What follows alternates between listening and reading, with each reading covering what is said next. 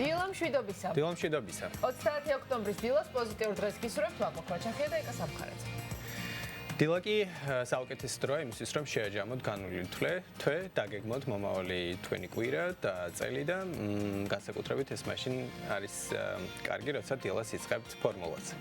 რა თქმა უნდა, ფორმულაზე რას შემოგთავაზებთ დილის გადაცემა, მოდი ანონსებიდან ერთად გავიკოთ. 1 სექტემბრიდან საქართველოში სრულად ამოქმედდა კანონი შრომის უსაფრთხოების შესახებ. მისი მოთხოვნები ვრცელდება აბსოლუტურად ყველა სახელმწიფო და კერძო ორგანიზაციაზე და კომპანიაზე ძალოვანი უწყებების გარდა. კანონით დაგეგმილია, რომ დამსაქმებელი ვალდებულია თავის თანამშრომლებს შეუქმნას მათი სიცოცხლისა და ჯანმრთელობისათვის უსაფრთხო სამუშაო გარემო, ასევე იზრუნოს გარეშე პირებზეც, კლიენტებზე, გამკვლელებზე, ვიზიტორებზე და ასე შემდეგ. შრომით უსაფრთხოებაზე ვისაუბრებთ სტუმართან ერთად გადაცემის მთავარ ნაწილში. ვარჯიშის დასაწყებად აბონემენტის შეძენა სულაც არ არის საჭირო. ამ დროს თავარი ნებისყოფა და იმის გაცნობიერება, რომ შენი ცხოვრების უკეთესობისკენ შესასვლელად საჭიროა ვარჯიში, რისთვისაც დრო აუცილებლად უნდა გამონახო. დღეს ანი მარღანია 10 რეკომენდაციას გაგვიზიარებს, რაც დაგვეხმარება პირველი ნაბიჯების გადათქმაში. მოდით ერთად დავალოდოთ სიუჟეტს, რომელიც მომდევნო საათში გავა ეთერში. სწორედ ეს პირველი ნაბიჯების გადადგმა არის ყველაზე რთული, სადღაც ვკითხულობდი, ის ორშაბათი არა და არ დგება ხოლმე. Tomorrow never comes. ხო, ესეთი გამონათქვამი არსებობს, იმიტომ რომ არასდროს არ მოვა ხვალ, მხოლოდ ერთი დროა. სწორია, რომ ორშაბათს დაელოდოთ თუნდაც ან რაღაც კონკრეტული დღე დათქვა, ალბათ პირველი რეკომენდაცია ის იქნება გადაწყვეტ და მომედალურად უნდა გადადგა პირველი ნაბიჯი. ხო, მაგრამ რახანს ორშაბათია, მაინც ორშაბათი ისეთი დღეა ხოლმე, როგორც წესი, უბრალოდ ორშაბათობით ყველაზე კარგი პერიოდია ხოლმე შაბათ-კვირის მერე დასვენებულზე, რომ რაღაცა დაიწყო, მაგრამ აბსოლუტურად გეთანხმები 4 შაბათს, 5 შაბათს, პარასკევს ნებისმიერ დროს. კიდევ ერთი თემა დღეს რაც გადაცემაში გელოდებათ 90-იანების მიწურულის თბილისის სტუდენტები სწავლობენ თამბაქოს გაბონებულში ფილმებს უყურებენ ერთმანეთის სხეულებს შეიცნობენ ნესტა ნენეკვენიკაძის 38-44 ქვეყნის უახლესი ისტორიის არაორდინალური შეჯამება პრეზენტაცია გუშინ გაიმართა წიგნი უკვე ხელმისაწვდომია სანამ წაიკითხავთ ავტორს დღეს ჩვენს ეთერში შევხვდებით. უნდა შემოგვერთდეს მერაბ ყუფარაძე ვარჯიში მისი თემაა ნამდვილად და სპორტული აქტივობა და ჯანმრთელობის მერაბ. აბა როგორი განწყობა როგორ გადაწყვიტე ვარჯიში, როგორ მიიღე გადაწყვეტილება? გიჭირდა თავიდან? არა, სხვათა შორის მთელი ცხოვრება. თუ ბავშვობიდან ვარჯიშობდა, რაც მოყვება. თამაშობდი, ჯერ კალათბურთს თამაშობდი და სულ ისე ვიყავი რა ტონუში და ფორმაში. არ ქონია რაც პერიოდები რა პერიოდში ვარჯიშობდი? ჩავარდნა მქონდა და სულ მინდოდა იმ ჩავარდნის პერიოდში ვარჯიშის გაგრძელება ეს დროის უქონლობა იყო თუ სხვა მიზეზი, მაგრამ საბოლოოდ როდესაც შანსი გამიშთა რომ ხელახლა დამეწყო ვარჯიში და ახალი ეტაპი, ახალი გამოწვევა ყოფილიყო, თუნდაც სიმძიმეების აწევა, თუნდაც ფუტზალი, რა თქმა უნდა, რაღაც როგორც კი პატარა დრო გამოვნახე, მაშინვე გადავწყვიტე რომ მიმეხედა ამ საქმისთვის, ასე რომ ხოლმე სხვაობას იმ პერიოდებში შორის როცა არ ვარჯიშობდა, როცა ვარჯიშობ, რამდენად პროდუქტიული ხარ და პოზიტიური და ენერგიულიც კიდე შევამაშველე სიტყვა? ყველაფერი დადებითი რა თქმა უნდა. უნდა გითხრა ანონსი იმის. კი ბატონო, მნიშვნელოვანი და კარგი იზღველოდება რომ ახალგაზრდულ მსოფლიო ჩემპიონატზე ჭიდაობაში, ამ შემთხვევაში თავისუფალი სტილის ჭიდაობაში, 2 მსოფლიო ჩემპიონი ყავს გუშინდელი დღის შემდეგ, ასე რომ ამაზე ვისაუბრებთ დეტალურად მიმოვიხილავთ და მხოლოდ ეს არ იქნება დღევანდელი თემა, ასევე სხვა ამბებსაც გადავხედავთ. აუცილებლად. სად არის გიორგი ცხადაძე? მოდით ეს გავიგოთ მისგან. რა როლს მოირგებს, ვის ესტუმრება? ფაქტია რომ კიდევ ერთ ახალ ხედავთ საინტერესო უკვე სამიზნეებს რაც იმას ნიშნავს რომ სათხარ გიორგი ექნება საქმე ასეა დილა მშვიდობისა მეგობრებო მოგესალმებით ეკა ვაკო მერაბ მივესალმებით ჩვენს მაყურებლებს მე ვარ დღეს ტაქტიკალ ჯიში სადაც ამეცადინებენ სროლაში, სადაც დავათვალიერებთ და გავეცნობით ტაქტიკურ აღჭურვილობას და ეკიპირებას ვისაუბრებთ, ზოგადად იარაღებზე, უსაფრთხოებაზე ვისაუბრებთ და ყველა იმ აღჭურვილობაზე ვისაუბრებთ, რაც დაგვჭირდება სანამ ზოგადად წავალთ სანადიროდ და პროფესიონალებთან ერთად უნდა აუცილებლად ვიმეცადინოთ სროლაში და უსაფრთხოებაზე უნდა ვილაპარაკოთ ყველაზე მეტი, სანამ გადავწყვეტთ, რომ დავკავდეთ სროლით. ასე რომ ესეთ სამხედრო ამბებში ვიქნებით და ტაქტიკურ აღჭურვილობებში ვიქნებით. გამოცდილება გაქვს მანამდე მიზანში სწორად არ ვიცი. არასდროს მისვრია სხვათა შორის, არა, რამოდენიმეჯერ გამისროლია იარაღი, მაგრამ მიზანში სროლაზე ნამდვილად არასდროს არ მიმეცადინია და აი თქვენთან ერთად, ჩვენს მაყურებლებთან ერთად. რამდენ რაღაცა სწავლობ ჩვენთან ერთად გიორგი რა. მიმეცადინეთ. რომ დაფიქრდე ჯერ ნამდვილად. დახელოვდი ბევრი მიმართულებით. დაგალოდებით მომდევნო საათში აუცილებლად. მომდევნო საათში რა პრინციპში რამდენიმე წუთში შემოგერთებით უკვე და უფრო მეც მოვისმენთ შენგან. მანამდე კულტურის თემები უნდა უთხრათ ჩვენს მაყურებელს. 30 წელი მსოფლიო საოპერო სცენაზე ცნობილი ქართველი ბარიტონი ლადო ათანელი დღეს 19 საათზე თბილისის ოპერისა და ბალეტის თეატრის სცენაზე წარსდგება. ათანელი ჯუზეპე ვერდის ოპერიდან რიგოლეტო მეოთხე მოქმედებას და ოპერიდან მაკბეტი პირველ მოქმედებას შეასრულებს. ღონისძიებაში მონაწილეობას მიიღებენ ნინო სურგულაძე, მარიკა მაჩიტიძე, ხათუნა ჭოხონელიძე, შალვა მუქერია, არმაზ დარაშვილი, გოჩა დათუსანი, თბილისის ოპერისა და ბალეტის თეატრის ორკესტრი ოპერა, საზა აზმაიფარაშვილი უდირიჟორებს.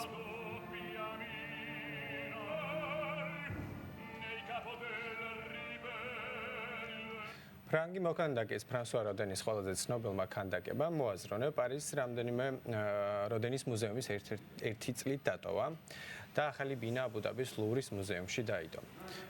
ფრანსუა როდენის ქანდაკება 1991-92 წლებში შეიქმნა. ავტორმა სკულპტურის თითოეულ დეტალზე, სხეულზე და კანის ფაქტურაზე განსაკუთრებული სიზუსტით იმუშავა. ქანდაკებისთვის ეს ოთახი სპეციალურად შევარჩიეთ, რადგან დამთვალიერებელი აქ შემოსვლით მოდერნულ ეპოქაში აბიჯებს. ეს არის უნივერსალური მოაზროვნე, რომელიც მისი სხეულით ღრმა ფიქრის პროცესს გამოხატავს. როდენი ერთ-ერთი პირველი იყო, ვინც აკადემიური სკოლისგან განთავისუფლდა. ამიტომაც ავირჩიეთ გალერეა, რომელიც მოდერნულობის დაბადებას ასახავს. რუანდას ტყის სიღრმეში მსოფლიოში ყველაზე დიდ მანძილზე მორბენალ გორილას შეისწავლიან. მთის გორილები გადაშენების ზღვარზე არიან, ამიტომ ჰავაის ვულკანების ეროვნულ პარკში თითოეული გორილა მკაცრი მონიტორინგის ქვეშაა. ვეტერინარები აკონტროლებენ ცხოველის ჯანმრთელობას და ყველანაირ მდგომარეობას. პარკის თითოეული თანამშრომელი მუდმივად მზადაა სწრაფი დახმარება გაუწიოს გორილას. გადაუდებელი დახმარების შემთხვევაში ვეტერინარულ გუნდებს თან აქვთ საჭირო მოწყობილობები, მათ შორის პორტატული რენტგენის აპარატი, რომლის წონაც 100 ფუნტამდეა. დიდია დაინტერესება გადაშენების პირას მყოფი გორილების მიმართ ტურისტების რაოდენობა პარკში მუდმივად იზრდება. გასული წლის შემოდგომაზე შვეიცარიის ბუნების დაცვის საერთაშორისო კავშირმა მთის გორილების სტატუსის შეცვალა კრიტიკულად გადაშენებულიდან გადაშენების პირამდე დაიყვანა, რაც ნამდვილად ძალიან კარგი ამბავია. HBO-ს ცნობილი პროექტი სამეფო კარის თამაშების შემქმნელები დევიდ ბენიოფი და DB-YC Star Wars-ის ფრანჩაიზის ახალ ტრილოგიას აღარ გადაიღებენ. ცნობილი სცენარისტები ერთდროულად Star Wars-ის 3 ფილმზე უნდა ემუშავათ, რომელთა პრემიერაც 2022, 2024 და 2026 წლებში იყო დაგეგმილი. თუმცა ბენიოფმა და Wines-მა პროექტზე უარი თქვეს და მის მიზეზად კი დროის უკმარისობა დაასახელეს. მათი თქმით, Netflix-ის ახალ პროექტზე მუშაობენ და ახალი ტრილოგიისთვის სათანადო დროის დათმობას ვერ ახერხებენ. დღეს 4 შაბათია, რაც იმას ნიშნავს, რომ მარჩელ მარშანია იქნება ჩვენი თანაწამყვანი გორილების პირველად დახმარებაზე. საუბრობდი, რა თქმა უნდა, შენ გამახსენდი არჩილ, იმიტომ რომ უკვე პირველად გადაუდებელ დახმარებასთან შენ ასოცირდები და დარწმუნებული ვარ, ძალიან ბევრი ადამიანისთვის ასეა. კი, ოღონდ გორილებზე არა, დილამშვიდობის გორილებზე არ მისდია, თუმცა ადამიანებზე ხშირად მიცემა. თუმცა დახმარება გორილებს სჭირდება. რა თქმა უნდა, აუცილებლად. დილამშვიდობისა მოგესალმებით.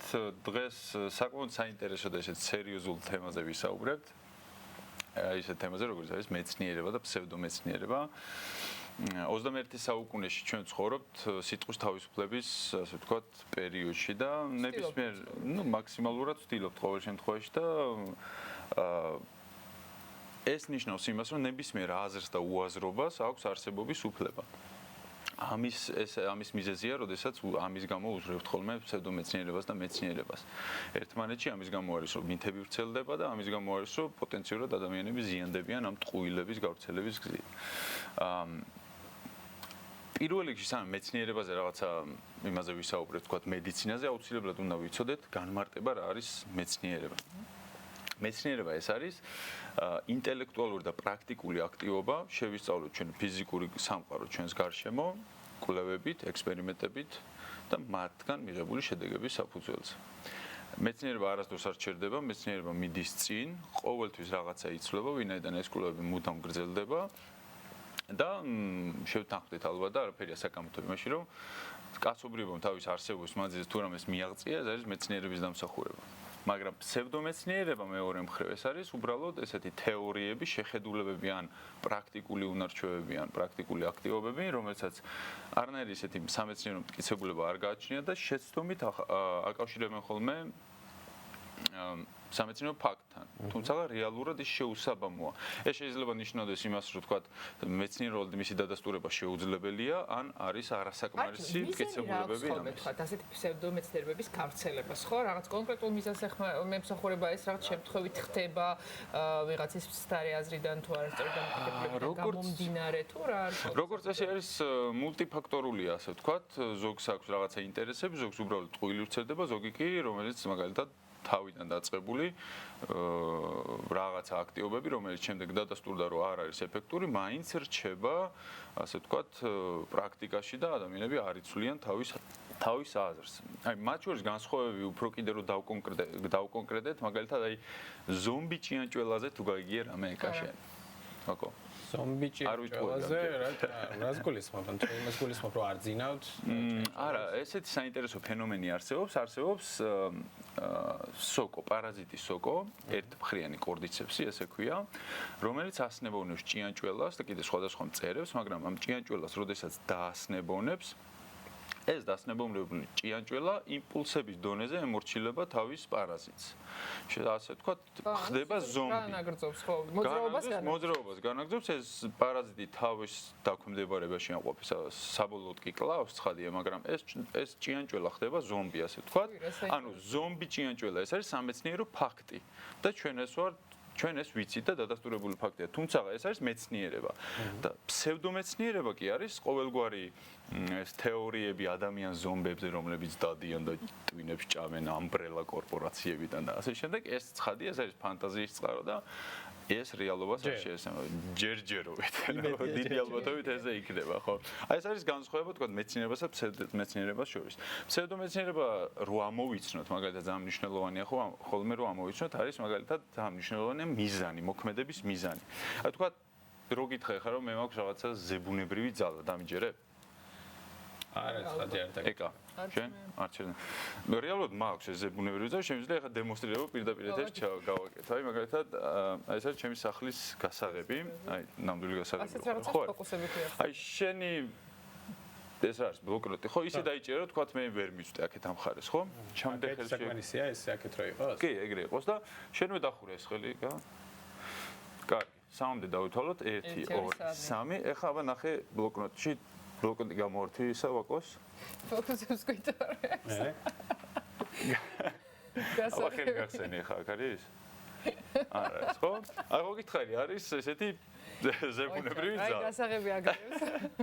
ეს ის გასაღებია, რომელიც ცოტახნის წინ თუ იყავ ილუზიონისტი თუ იყავ, ყველაფერი. მოდი ახლა ამ მიზანს დაუბრუნდეთ. არ გასაღები დავუტოვოთ ვაკოს. ვაკოს გამოვართნებ შემდეგ, ახლა მიზანს რაც შეეხება. ის გასაღებია. ანუ ეს სახლის ილუზიონისტის მიზანი არის გართობა. ამ შემთხვევაში მე დავაკომ რა თქმა უნდა მოგატყუეთ წინასწარ შევთანხმდით ეს ყველაფერი, აგერ არის მეორე გასაღების საქმე, აგერ ეკა როგორ მოგატყუეთ ჩვენივრად. ანუ ილუზიონისტის მიზანი არის გართობა. ნუ ყოველ შემთხვევაში ჩვენი გართობა იყო. შენთვის ალბათ ცოტა ის იყო გამაიმუნება, მაგრამ anyway.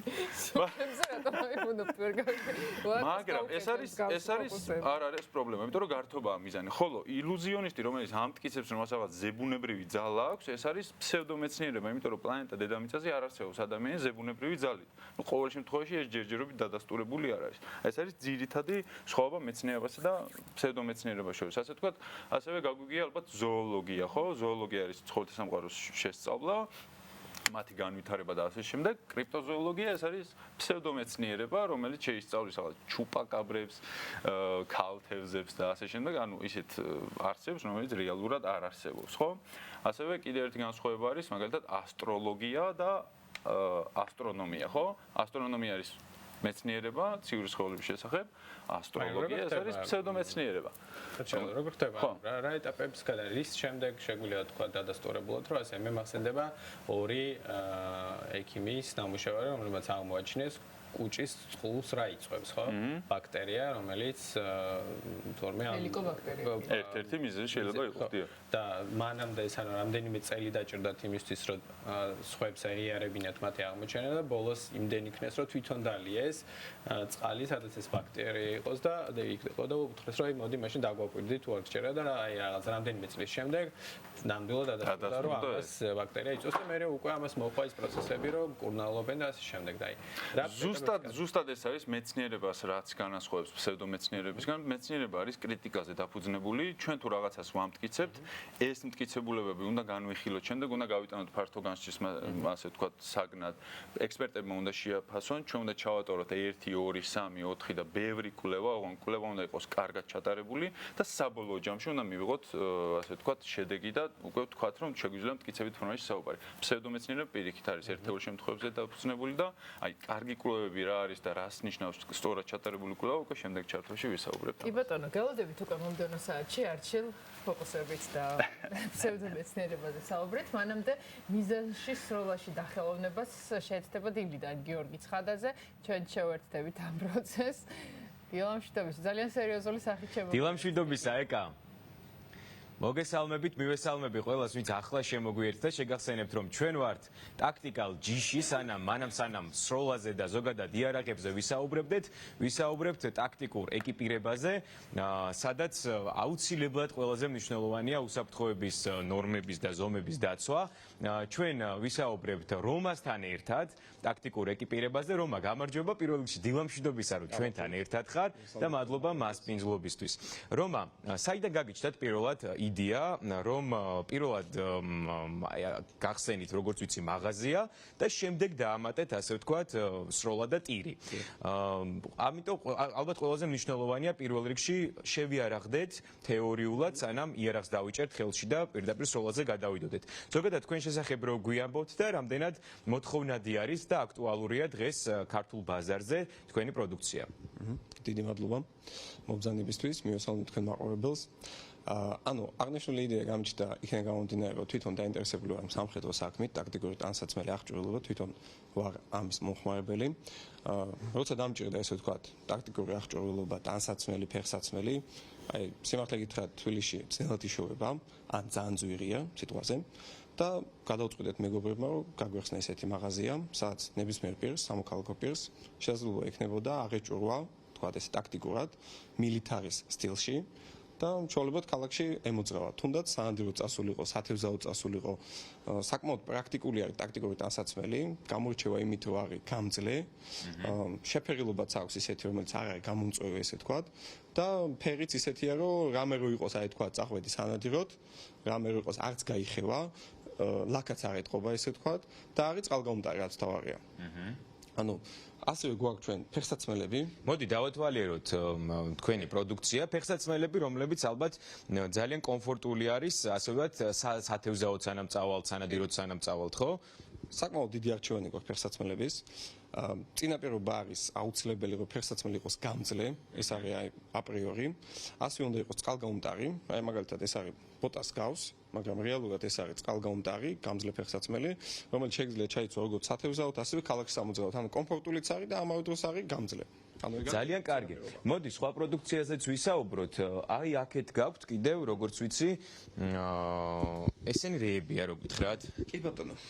აღნიშნული არის მაგალითად, ეს არის ტაქტიკური კონფლირებული სკოტჩი, ესე ვთქვათ, იმისთვის რომ შენიღბო სიტყვაზე შენი სანადირო იარაღი, მოახდინო იმ ფერებში შეფერილობა, რაც არის მაგალითად ტყეში, იგივე ვარიანტია. შეგიძლია ესე შავფრად შენიღბო, ასევე შეგიძლია ანკეზეც გამოიყენო აღნიშნული. აი ეს რა არის? ეგ საინტერესო რამეა. ეს არის სახის კომპლეაჟი. აი ზოგს ჭირდება ხოლმე გადაღებებისთვის, ზოგს ჭირდება სანადიროდ, იმისთვის რომ შეფერილობა, თეთრი შეფერილობა, ვინც არის განსაკუთრებით თეთრი, სანადიროდ რომ შეუძლია აღნიშნული ფერები გამოიყენოს. იცი რა, ფილმებში მაქვს ხოლმე ნანახი, ეს სახეზე პირდაპირ წავისვა? კი, სახეზე პირდაპირ ისმევა ეს. მოდი შეიძლება გავაკეთოთ ექსპერიმენტი. ესეთი რაღაცა რომ გავაკეთოთ. აქ სპეციალური მუსიკა არის. მიხდება ჩვენი წამყვანებო? თავიდან არ გიჩანს, კიდევ ერთხელ. ანუ არის ამ ფერში ეგ ძირითადად. ავისფერი მწვანე და შავი. შემდეგ ჩარტოში მოხატული შემოგვიერთდა. საკმაოდ ისეთი სამხედრო რაღაცა რა. ჰელოვინს გვიახლოვდება და შეიძლება ამეებითაც გავაკეთოთ ესეთი რაღაცეები. კარგი, მოკლედ აქეთ გაქვთ სანადირო და ასე ვთქვათ, ტაქტიკური საათები, ბრონიჟილეტები. არ შეიძლება არ ვილაპარაკოთ ბრონიჟილეტებზე, რომლებიც ალბათ თქვენ გითხარით, რომ ჟურნალისტებიც ხშირად მოგმართავენ ხოლმე, განსაკუთრებით მაშინ, როცა კონფლიქტურ სიტუაციებში ხშირად უწევთ ხოლმე ჟურნალისტებს გადაადგილება და იმისთვის, რომ შეიარაღებულები და რა თქმა უნდა უსაფრთხოდ იყვნენ. რომ გველაპარაკოთ ბრონიჟილეტზე, აი მემაცვია ერთ-ერთი ბრონიჟილეტი. აი ამაში უნდა როგორ ხდება ამის მოხმარება? დიახ. ანუ ხშირად არის, ანუ უსაფრთხოება არის პირველი. რაზეც უნდა ვისაუბროთ. ანუ აღნიშნული არის განტვირთვი ჟილეტი, ესე ვთქვათ. ანუ განტვირთვი ჟილეტი, იმიტომ რომ ამაში იდება უკვე კონკრეტულად ფილა, კერამიკული ფილა, რომელიც ტყვიას იჭერს, სისქეების მიხედვით არის, სხვა კალიბრს განიცავს. აღნიშნულ ჟილეტში ფილას თუ ჩადებთ, ეს იქნება უკვე დამცავი ჟილეტი, ტყვია გამომტარი ჟილეტი. გვაქვს ასევე სხვადასხვა ვარიანტები, აი ესეთი ვარიანტებია. აქ უკვე მჭიდების ჩასადებიც არის, ეს უკვე არის საბრძოლო განტვირთვი ჟილეტი. აი თქვენ გაცვიათ ახლა პრესაზე განკუთვნილი, ძირითადად აი პრესა რო არის ცხელწერტილებში, იყენებს აღნიშნულ განტვირთვს. დიახ, აქ წინ ფრიცები აქვს, რაც კომფორტულია პრესას მიაკრავ, ან სხვა რამეს და საკმაოდ კომფორტულიც არის ალბათ, ხო? დამითანხმებით. გეთანხმები ნამდვილად. მადლობა კიდევ ერთხელ მასპინძლობისთვის. მე ნელ-ნელა ამიდის პროგნოზს წავიკითხავ და დავაანონსებ, რომ შემდეგ ჩართვებში ჩვენ უკვე შევიარაღდით და აღვიხჭურვეთ, ესე იგი და შევალთ ტირში, სადაც უკვე იარაღებზე ვისაუბრებთ და ვისაუბრებთ მიზანში სროლაზე და მიზანში სროლას ვისწავლით და ვისწავლი მე ჩვენს მაყურებელთან ერთად. მოდით წაგიკითხავთ ამიდის პროგნოზს, მეგობრებო, და გეტყვით, რომ ბათუმში +19 გრადუსი სითბოა ნავარაუდები. ფოთში ჰაერის ტემპერატურა +19 გრადუსამდე გათბება, სოხუმი +18, ზუგდიდი +19, ხოლო ცაგერი +18 გრადუსი სითბო. მესტიაში ჰაერის ტემპერატურა 14 გრადუსს მიუახლოვდება, ოზურგეთი 19, ამბროლაური 19, ხოლო ახალციხე 19 გრადუსი სითბო. სამტრედიაში 21 გრადუსია ნავარაუდები. ქუთაისში +23, ხაშური +21, ბორჯომი +18, ბაკურიანი +12, ხოლო გუდაური 11 გრადუსი სითბო. ცხინვალში სინოპტიკოსები 17 გრადუსს ვარაუდობენ, გორში +18, თელავი +22, რუსთავი +20, თბილისი +21 გრადუსი სითბო. ეკა ვაკო?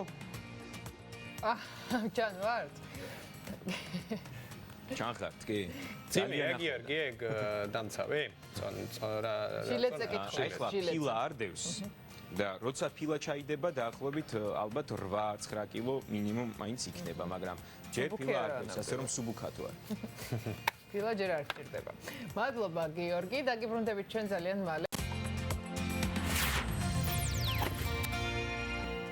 გავბრუნდით პირდაპირ ეთერში, კიდევ ერთხელ მოგესალმებით, გადაცემის მთავარ თემებს შეგახსენებთ. საქართველოს საავტომობილო გზებზე ყოველდღიურად ხდება ავარიები, მათ შორის სამწუხაროდ ბავშვების მონაწილეობით.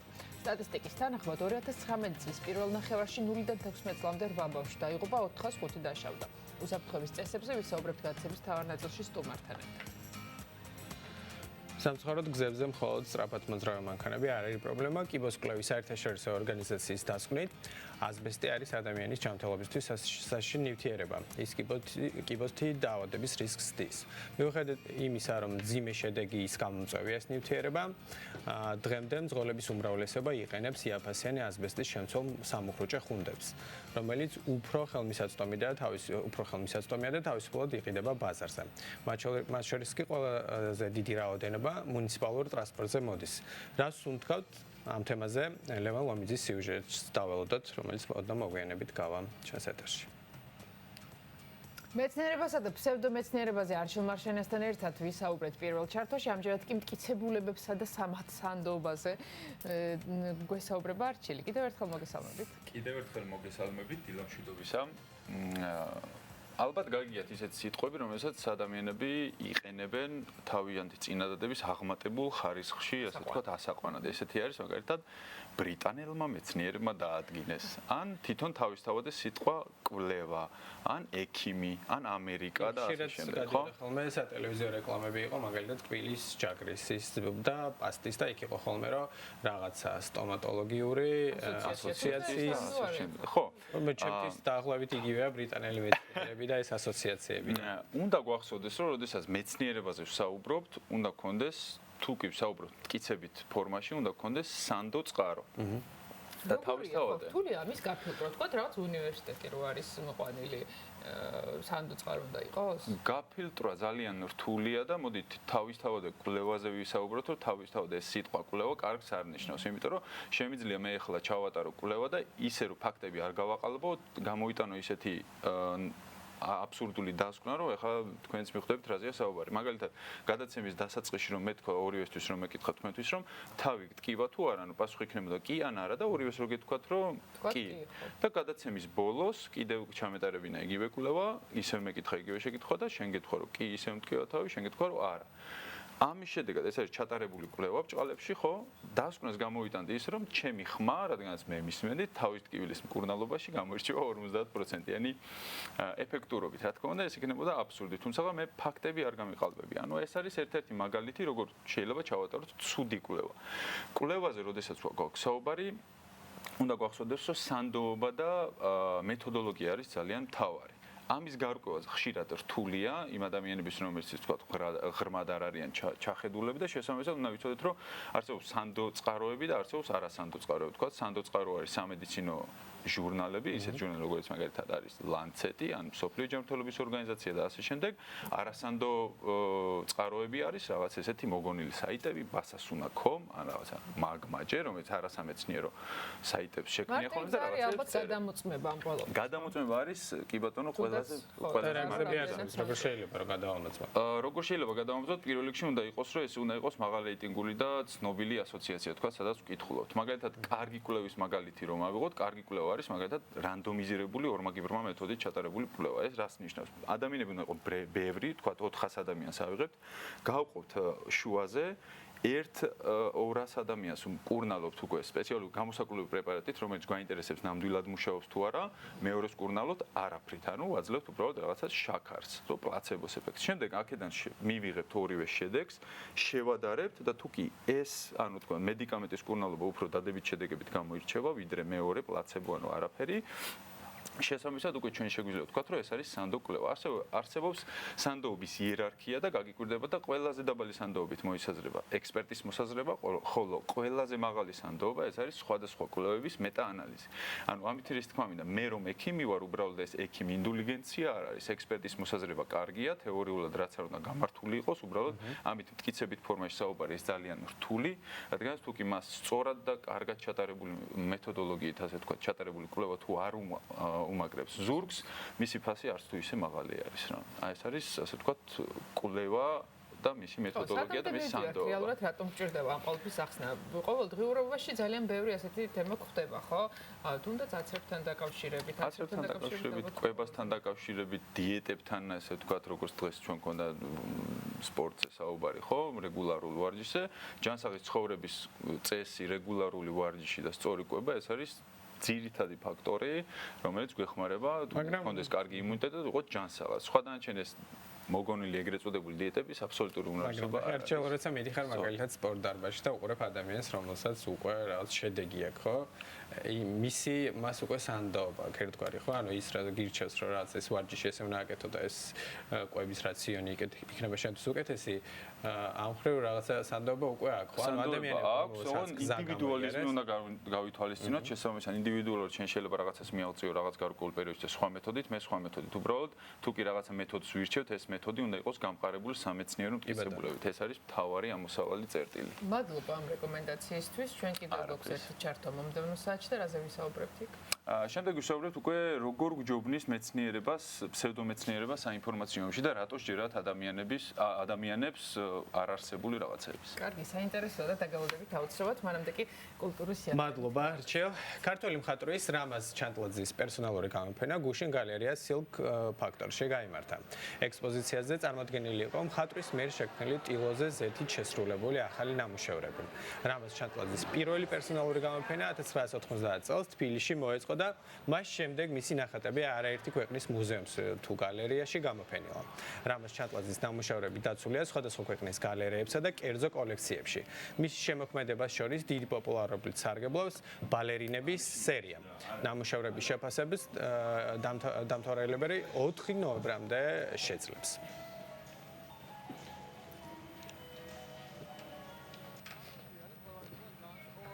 თავისი ფერადოუნებით არ არის გასაკვირო მხატვარი ფერისკენ იყოს მიდრეკილი, მაგრამ ძალიან სხვანაირი ფერწერია და დღეს საზოგადოებასთან საუბარშიც გამოჩნდა, რომ ყველა მოვიდა დიდი ინტერესით. ეს იცით როგორი რამეა, რომ დღეს დააინტერესო ვინმე თანამედროვე მხატვრობით ძალიან კარგად უნდა იყო, მაგრად უნდა იდგე ფეხზე და რამოდენიმე ნამუშევრია ძალიან მაღალი ხარისხის. მე ვარ აქტოვანებული, შემოვედი დარბაზში და ჩემთვის არის რაღაც ფერწერის, ესე ვთქვათ, ზეიმი, როგორ ვთქვა, ძალიან ესე ვთქვათ, მრავალფეროვანი ნახატებია და ნამდვილად მინდა მიულოცო რამას. მაგ ისე ტრადიცია, წელიწადში ერთხელ აუცილებლად უნდა შევხედო ჩემ თავს. გამოფენილია 56 ნამუშევარი, ამ 56 ნამუშევრიდან 35 ნამუშევარი არის ახალი. ამ ნამუშევრებში არის სერიები, რასაც მე საერთოდ ესე უდგები საკითხს და ვაკეთებ სერიებს საერთოდ. აი თქვენს ჩემს უკან ეხლა თქვენ ხედავთ დიდ ნამუშევრს, რომელიც არის სერიიდან მეგობრები. ესევე არის სერია ცხოველების, დილის ყვავილების, ბალერინების, შეპარებულების და ასე შემდეგ. 4 ნოემბერს მუსიკალური პროექტი ნოსტალჯია ეძღვნება გია ყანჩელს გაიმართება. ენრი ლოლაშვილის რჩეული კომპოზიციები და კინომუსიკა რუსთაველის თეატრში შესრულდება. კომპოზიტორს პირველი საერთაშორისო წარმატება ნანა ჯორჯეზის ფილმმა მოუტანა ჩემი ინგლისელი პაპა, ასე ქვია ფილმს, რომელმაც კანის კინოფესტივალზე ოქროს კამერა დაიმსახურა. ნანა ჯორჯეზის ფილმში ენრიმ პირველად ითანამშრომლა საკუთარ ძმასთან, ჟანრი ლოლაშვილთან, რომელიც ერთ-ერთ მთავარ გმერს განასახიერებდა. სცენაზე დამონტაჟებულ ეკრანზე სიმფონიური ორკესტრის მიერ შესრულებული ნაწარმოებების პარალელურად პროექტში მონაწილეობენ ნინო ქათამაძე, ლიზა ბაგრატიონი, ნიკოლოზ რაჭველი, გიორგი ცაგარელი, სანდრო ნებიერიძე, ოთო ნემსაძე, პაპუნა შარიქაძე, დავით ჯაფარიძე, ლევან დეისაძე, ზაზა ცერცვაძე, ლევან კემულარია, წმინდა სამების ტაძრის საპატრიარქო გუნდი და აფხაზეთის სახელმწიფო კაპელა. ევგენი მიხელაძის სახელობის საქართველოს ეროვნულ სიმფონიურ ორკესტრს კი პაატა ცეცხლაძე უდირიჟორებს. მე სხვადასხვა დროში გაბნეული მუსიკის თავმოყრა და ამ ყველაფრის ესეთი წარმოდგენა მე მგონი ეს მართლა არც ისე ხშირია და დარწმუნებული ვარ ვინც ენრის იცნობს ის თავისთავად მოვა, მაგრამ ის ადამიანები ვინც მის შემოქმედებას ესე მთლიანობაში არ იცნობენ, მე ყველას ურჩევ რომ აუცილებლად დაესწრონ აი ამ არაჩვეულებრივ საღამოს. თბილისელი მსმენელი და რო ვიცი და საერთოდ ქართველი მსმენელი ყველაზე მომთხოვნი და მართალი მსმენელია. ყური ყველასა ნერვიულობ და ვღელავ, იმიტომ რომ როგორ გაიჟღერს ეს ყველაფერი ჩემი ნაცოდვილარი. ნახოთ 4 ნოემბერს. 38-44 ასე ქვია ნესტა ნენეკვინიკაძის ახალ რომანს, რომელიც 1990-იანი წლების მიწურულის და 2000-იანი წლების დასაწყისის თბილისს ასახავს. წიგნის პრეზენტაცია გუშინ გაიმართა. ახალ რომანში ერთმანეთის პარალელურად ორი ხაზი ვითარდება, რეალური, სადაც სტუდენტები სწავლობენ, თამბაქოს გამონაბოლქვში ფილმებს უყურებენ, ერთმანეთის სხეულებს შეიცნობენ და მეორე დისიდენტობანას თამაში ადევნებები, ჩხერკა და დაჭერები. 34-44 ქვეყნის უახლესი ისტორიის არაორდინალური შეჯამება, იუმორით, ტრამვებითა და გაუხარჯავი ენერგიით დამუხტული წიგნი, სადაც ცოცხლებით და მკვდრებით საკუთარ თავს ეძება. ეს არის ნესტა ნენეკვინიკაძის ახალი რომანი, დრამატიზმითა და იუმორით დაწერილი უახლესი ისტორიის ამბავი, სრულიად განსხვავებული, არაორდინარული კუთხით დანახული, არაორდინარული პერსონაჟებით. ჩვენი ტრამვებისა და გადარჩენის ამბავი არის ეს წიგნი, რომელსაც დარწმუნებული ვარ, ბევრი მკითხველი ეყოლება. მგონია, რომ ძალიან მნიშვნელოვანი წიგნი არის თანამედროვე ქართულ ლიტერატურაში, იმიტომ რომ ერთი საინტერესო არის მკითხველისთვის, იმიტომ რომ ძალიან უჩვეულო ფორმით გადმოცემს ამბავს. მერე იმიტომ რომ იმ თაობაზეა ეს წიგნი, რომელიც წარმომადგენლებიც, ანუ ჩვენს ახალგაზრდობაზეა და ამასთანავე არის ძალიან კარგად და ძალიან მტკივნეულად თანამედროვე საქართველოზე. მეტაფორებთან ერთად ძალიან კონკრეტულ ფაქტებზე აგებული, არა პირდაპირ თხრობა, ამიტომ გონია რომ მაყურებლისთვის ძალიან საინტერესო. ბევრი მათგანი საკუთარ თავს იცნობს ან იმ ისტორიას, რომელიც მას გადახდენია და ის, რაში ჩვენ დღეს ცხოვრობთ. ნენეკვინიკაძე დღეს ჩვენი სტუმარია და მასთან ერთად ვისაუბრებთ ახალ გამოცემაზე, სანამ თქვენ მას წაიკითხავთ. აქ გვაქვს სტუდიაში ნენე, დილამშვიდობისა გილოცავთ. დილამშვიდობისა, პირველ რიგში მე მინდა მოგილოცოთ ახალი ეთერი, ვისთვის წლების შემდეგ გაგრძელება, ვისთვის დებიუტი, ძალიან უხდებით.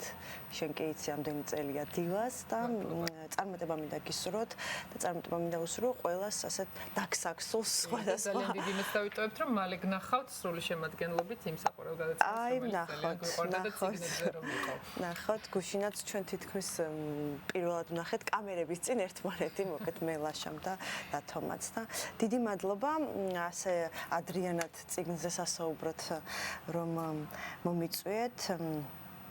პირველი კითხვა, ხო? ყველაზე ხშირად არის ხოლმე ისმის კითხვა, რას ნიშნავს 38-54? მე ახლა უკვე ეჭვმიჩნდება, რომ აი რედაქტორი განსაკუთრებით მოკეთ ამ სათაურის ამ ვერსიას რატო შეხვდა ასეთი აღტაცებული და რატო დაამტკიცა საბოლოოდ, რომ ხო, იმიტომ რომ პირველი კითხვა უკვე მოკეთ აქ იწყება.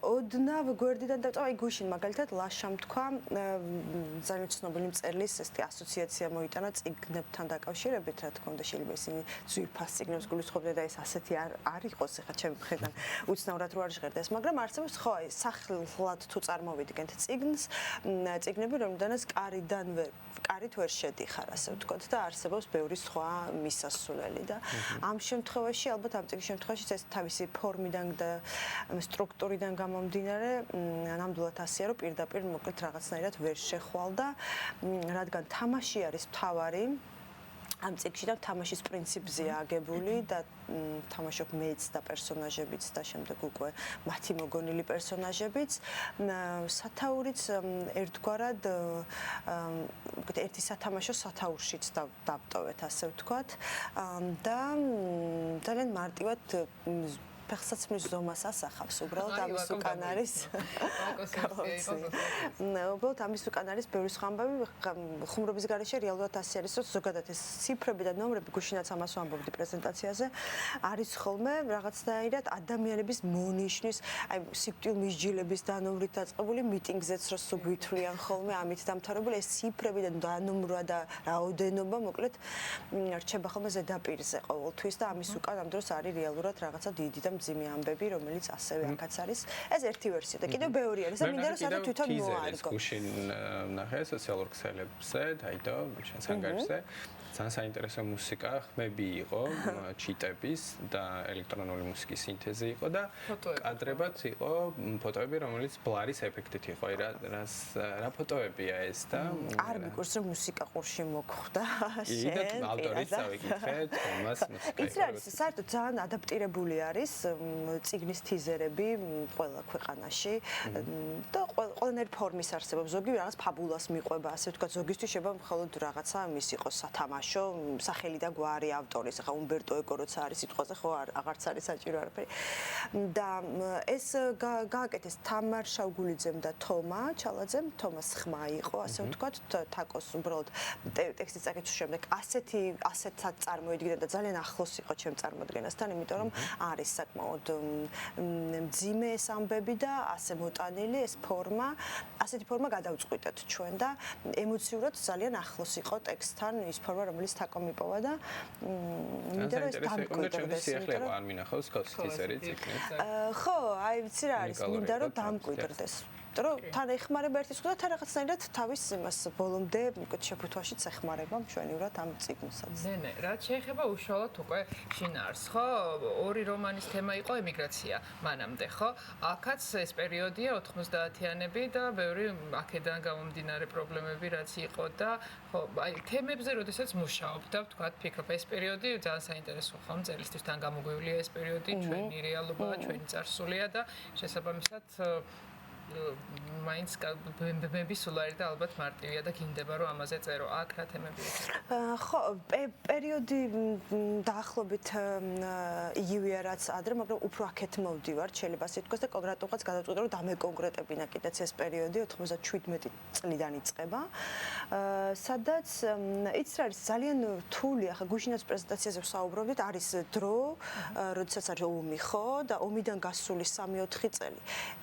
შეიძლება ითქვას კიდევ უფრო მძიმე არის ვიდრე როცა ჩართულ ომში ხარ ხო და პირდაპირ რატო? იმიტომ რომ რაღაცნაირად ეს ჭრილობები იწყებს ნელ-ნელა რაღაც ვერ ვიტყვირი შეხორცებას, მაგრამ რაღაც ტიპის ზუსტად და მარტო დარჩენილი ამდენი და მე ჩემთვის აი სტომატოლოგიის ხაზი და ეს კბილების მცვეთის თემა ზუსტად ამის მეტაფორა არის, რომ რეალურად ძალიან ბევრი ქალი დაქრუვდა იმ ასაკში, მაგ პერიოდში ძალიან ბევრი. იმდენად ბევრი, რომ ქვეყნის რაღაცა მოცემულობასთან ხო რაღაც შეუსაბამო იმაში შემოდის, ხო? ერთი ხაზი ეს არის, ხო? ამ თვალსაზრისით ესეც იყო ჩემთვის საინტერესო და ესეც იყო რა თქმა უნდა ერთგვარი სოლიდარობის ამბავი. მეორე მხრივ მოდის თაობა, მაგალითად ჩვენ, რომლებიც ზუსტად იმ დროს აღმოვჩნდით თეატრალურ ინსტიტუტში, როცა ყველაზე მეტად გვინდოდა კინოს კეთება, სიყვარული, თავგადასავლები აბები და არანაირი ინსტრუმენტი ამისთვის არ ქონდა და დავიწყოთ ჩვენ მოგონება ეს რაღაცა წილეშკას, რასაც ვეძახდით, ჩვენმა მეგობრებმა გააკეთეს პირველი ამწე, რომლითაც პირველი ფილმები იმ დროს 97 წელია ჩვენ ისე დავამთავრეთ მე მაგალითად კინოჟურნალისტიკაზე ვსწავლდი ისე დავამთავრე რომ პრაქტიკაზეც ვერ წაგვიყვანეს თვითონ იმიტომ რომ აბსოლუტური კოლაფსი იყო ანუ ეს დიდი იმედები ერთის მხრივ და მეორეს მხრივ აბსოლუტურად არაფრის მზაობა ქვეყანაში რაც არის ხო მაგრამ მე ამ ყველაფერს და ამ დიდ ძალიან მტკივნეულ ამბებს თავის ენერგოკრიზისით და ასე შემდეგ ყვები ორი გმირის პერსპექტივიდან თუმცა რა თქმა უნდა 100-მდე პერსონაჟი შემოდის და არ მინდა რომ წარმოიდგინე რომ მხოლოდ ეს დრო არის მკითხველებმა, იმიტომ რომ არის ასე რომ შეკიდულია ძალიან ბევრი ისტორია, იმიტომ რომ როგორც ვახსენეთ, თამაში ამ ორი მთავარი გმირისთვის ხდება მთავარი და მაგისტრალური ხაზი და ვინ რას თამაშობს ეს უკვე მანდ უნდა აღმოაჩინონ, იმიტომ რომ ამათ მაქვს ძალიან ბევრი ციტატა და ალუზია სხვადასხვა ეპოქიდან და სხვადასხვა ქალაქიდან და სხვადასხვა მდგომარეობიდან ასე ვთქვათ. ერთი არის ნენეს ვიცნობთ წიგნებიდან, მეორე სატელევიზიო ეთერიდან და გაერო იყო კიდე საიდანაც ანუ რასაც ძალიან დიდი ის მოყვა ხო დადებითი შეფასებები დაშის დაკვრები და აპლოდისმენტები შენთვის რა გამოცდილება იყო ეს და მანამდე კი ფიქრია თუ არა რომ მოხდებოდა არასდროს არ მიფიქრია და საერთოდ შეიძლება შორიდან თამამივჩამდე მაგრამ ყოველთვის როდესაც რაღაცის წინაშე ვდგები აი მოხვალ გადაცემაში ჯერ იწყება ხოლმე რაღაც ჯერ მოდის ემოცია და მე უკვე რაციონალურად ვიწყებ ამის იმას რომ მივიდე არ მივიდე ნაცნობი შეგრძნება ყოველჯერ კი ასეა ასეა იმიტომ რომ და ასე იყო ძალიან დიდი გამოწვევა იყო უბრალოდ ამ გაეროთი მიდოდა რომ დამემტკიცებია რაღაცნაირად რომ ეს ემოციები უკანა პლანზე გადამეწია და მოკეთ გადამედგა ეს ნაბიჯი რა თქმა უნდა ვერასოდეს ვერ წარმოვიდგენდი ყველაზე დიდი ტრიბუნა არის არასოდეს და ახლაც მეცინება იმიტომ რომ რაღაცები ხდება ხოლმე ჩემ ცხოვრებაში დიდი ისეთი რომ მე შემდეგ ვერ ვახდენ ამის მოკეთ რეალურ შეფასებას და ყველაფერს ვიღებ მეც როგორც ეს ადამიანები თამაშს და ეს იყო გამოწვევა და კარგი თამაში იყო და რა ვიცი თუ მე გადამპირდა რომ პრინციპში საკმარისია იმისთვის რომ შეჭამო ეს წიგნი, იმიტომ რომ ნამდვილად ეს აი ისე მიდის საოცრად რომ გიყვარს ხოლმე რომ წიგნები ძალიან კარგად მიყვება ფურცელს, აი ზუსტად ესეთი კარგად საკითხავი წიგნი. დიდი მადლობა ამ წიგნისთვის. მადლობა და წარმატებები თქვენ. წარმატებები აუცილებლად შეგვიძლია. მადლობა. სასურველებით. მოდი გავაგრძელოთ სხვა თემით. სეიშელის პრეზიდენტი დენი ფურეი დიდი სახელმწიფოებს მოუწოდებს კლიმატის ცვლილებების წინააღმდეგ გადამწყვეტი ზომები მიიღონ და აქტიურად იმუშაონ. პრეზიდენტის თქმით, ახლა კლიმატის ცვლილებების კრიზისში დამნაშავის ძებნის დრო არ არის. თუმცა ამბობს, რომ ყველაზე ნაკლები პასუხისმგებლობა ამ პრობლემის შექმნაში პატარა სახელმწიფოებს ეკისრებათ. სეიშელის კუნძულებზე კლიმატის ცვლილებების ეფექტი უკვე აისახება, ინდოეთის ოკეანის წყლის ტემპერატურა გაზრდილია, რაც მარჯნის რიფებს აზიანებს. სეიშელი 115 კუნძულს აერთიანებს, მისი ფართობი 455 კვადრატული კილომეტრია, თუმცა მისი ეკონომიკური ზონა წყლების ჩათვლით 1,000,000 კვადრატულ კილომეტრს გულისხმობს. სეიშელის მაცხოვრებელი 100,000-მდე ადამიანი ეკონომიკურად მნიშვნელოვნადაა დამოკიდებული თევზაობასა და ტურიზმზე. ასეთი პატარა სახელმწიფოს მოსახლეობა ყველაზე დაუცველია კლიმატის ცვლილებების კრიზისის წინაშე, რადგან გარდა იმისა, რომ მათი ბიომრავალფეროვნება ნადგურდება, ასევე იმატებს ბუნებრივი კატაკლიზმების რისკი, რაც ქვეყნის არსებობასაც კი საფრთხეს უქმნის. როგორც დაგპირდით, თუ ვარჯიშის დაწყება გადაწყვიტეთ და ასე მუდმივად გადაწყვეტილი გაქვთ და ვერ მიხვედით ამ მომენტამდე, დღეს ძალიან საინტერესო თემით შემოგვიერთდება ანი მარღანია და 10 რჩევას გაგვიზიარებს, რომელიც დაგვეხმარება დავიწყოთ ვარჯიში და რომელიც აუცილებელია ჩვენი ჯანმრთელობისთვის, ჩვენი ყოველდღიურობისთვის და ჩვენი წარმატებისთვის. დაელოდეთ სიუჟეტს. რომლებიც რეგულარულად სტუმრობენ სავარჯიშო დარბაზებს და სარბენ ბილიკებს პირად მტრად არ აღიქვამენ, შესაძლოა ერთ დროს თქვენნაირად ზარმაცები იყვნენ. თუ ვარჯიშის დაწყება გინდათ, მაგრამ გეზარებათ რამდენიმე რჩევას მოგცემთ იმისთვის, რომ მოტივაცია აგიმახლოთ.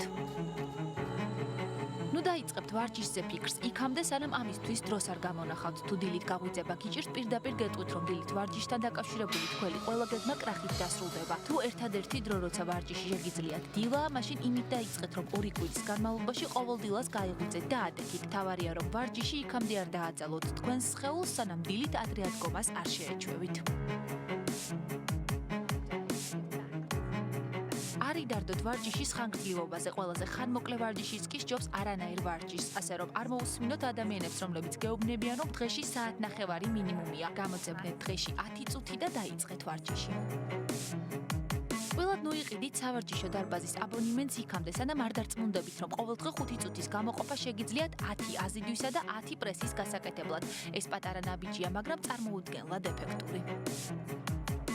ხანდახან პატარა ბიძგით საკმარისია მის გასახსენებლად, რამდენი რამის გაკეთება შეუძლია ადამიანის სხეულს მონდომებისა და ვარჯიშის შემთხვევაში. ამიტომ მოტივაციისთვის თვალი ადევნეთ სოციალურ ქსელებში სპორტსმენებისა და ათლეტების გვერდებს.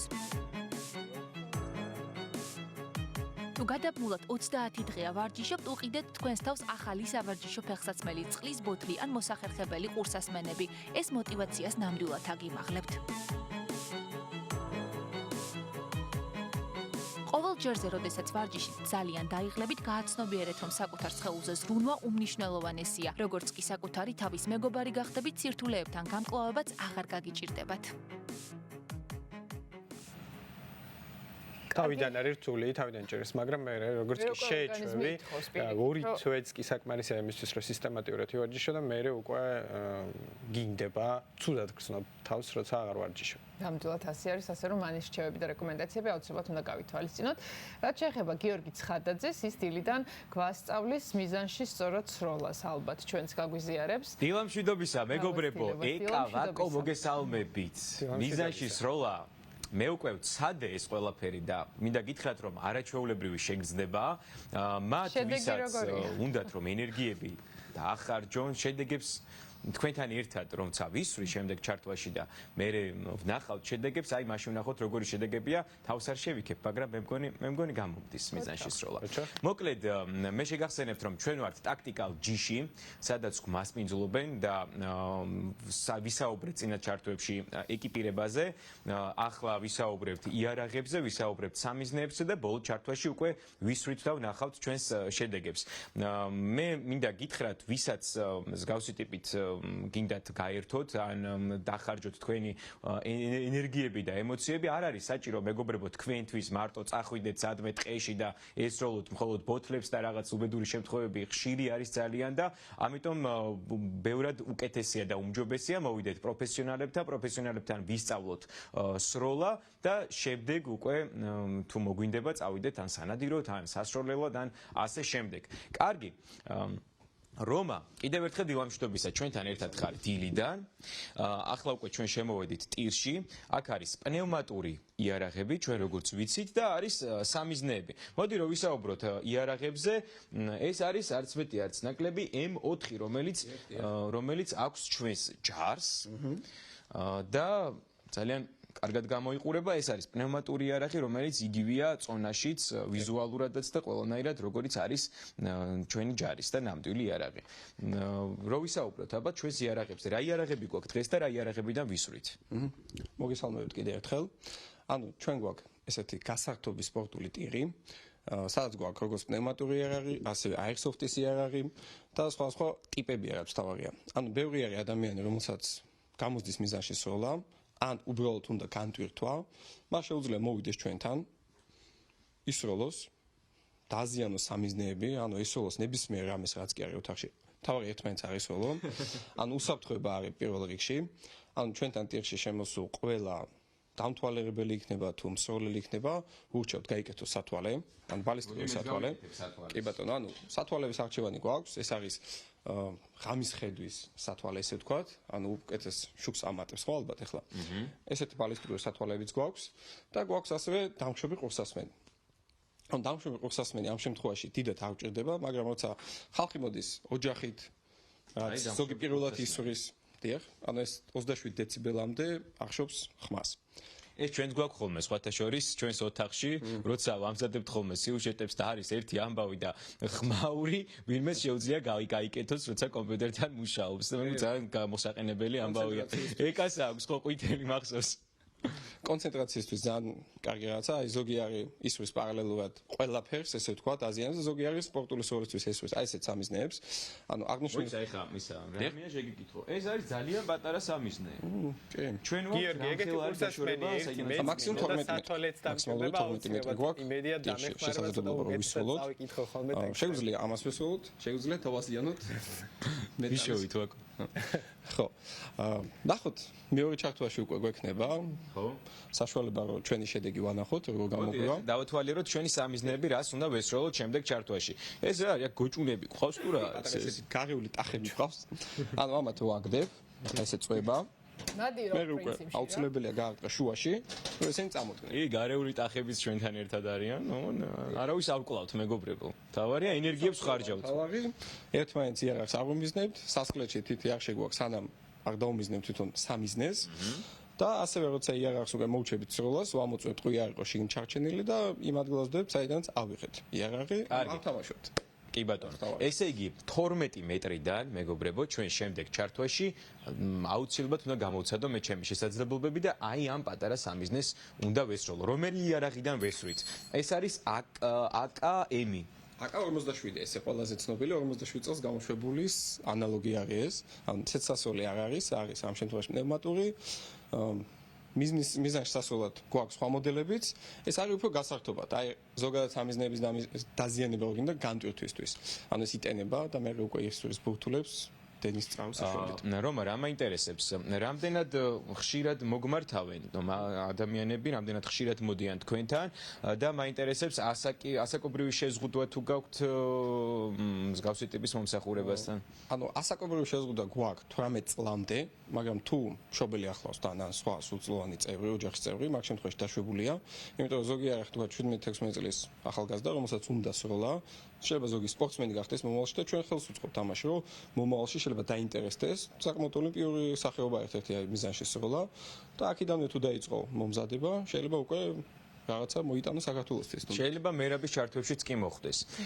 ესე იგი, ხო, გასაგები არის ყველაფერი, თუ 18 წლამდე ხართ, ესე იგი მშობელთან ერთად უნდა მობრძანეთ აუცილებლად და მშობელთან ერთად უნდა ვისროლოთ და დავკავდეთ ამ ფაქტობრივად სპორტის სახეობა არის მიზანში სროლა, ფაქტობრივად კი არა და მიზანში სროლა. ეს სამიზნეები გვაქვს. ეს არის უბრალოდ გასართობად. აი, იწყებ აქედან სიტყვაზე.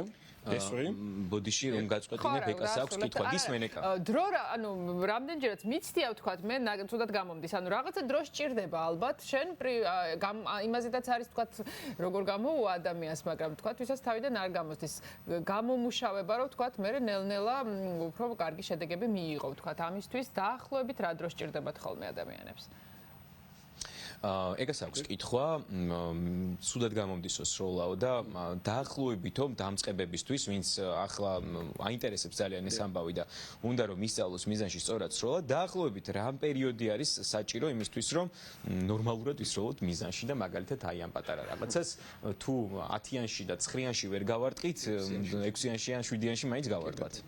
ხო, ანუ დამწყები არის თითქმის ყველა, იმიტომ ეს არის ახალი, ესე ვთქვათ, ბევრს ქონია ბავშვობაში ტირი სიტყვაზე და უსროლია, მაგრამ ქუჩაში სროლა ჩემი აზრით არ არის უსაფრთხო, იმიტომ შეიძლება ვიღაცას მოხდეს უნებლიეთ. აქედან გამომდინარე, დამწყები თუ არის, ეს უკვე უნარებზეა დამოკიდებული ადამიანის უნარებზეა. ალბათ აი 5-6 ვიზიტი საკმარისი იქნება. ანუ ერთ კვირაში საღამოობით ჩვენ მუშაობთ გვიანობამდე, 8-მდე მუშაობთ ყოველ დღე, შეუძლიათ მობრძანდნენ, დავეხმარებით, აუხსნით, ანუ არა სპეციფიკა, რაც აუცილებელია სროლისას გაითვალისწინოთ. ანუ მარტივად ასაფისებელია სასახლეზე სუმთქვა, დამიზნება, იარაღის დაჭერა სწორად. ასე რომ რავი, თუ მობრძანდება ქალბატონი ეკა. მოყვარულის დონეზე საკმაოდ მარტივად ასათვისებელიაო და ეკა შენს გეპატიჟებიან და მოდი და ვისროლოთ. ემოთხები გინდა, აკ-მები გინდა, რა ვიცი. ყველაფრით. რაც შეეხება ამიდს, გადავიდეთ ამიდის პროგნოზზე.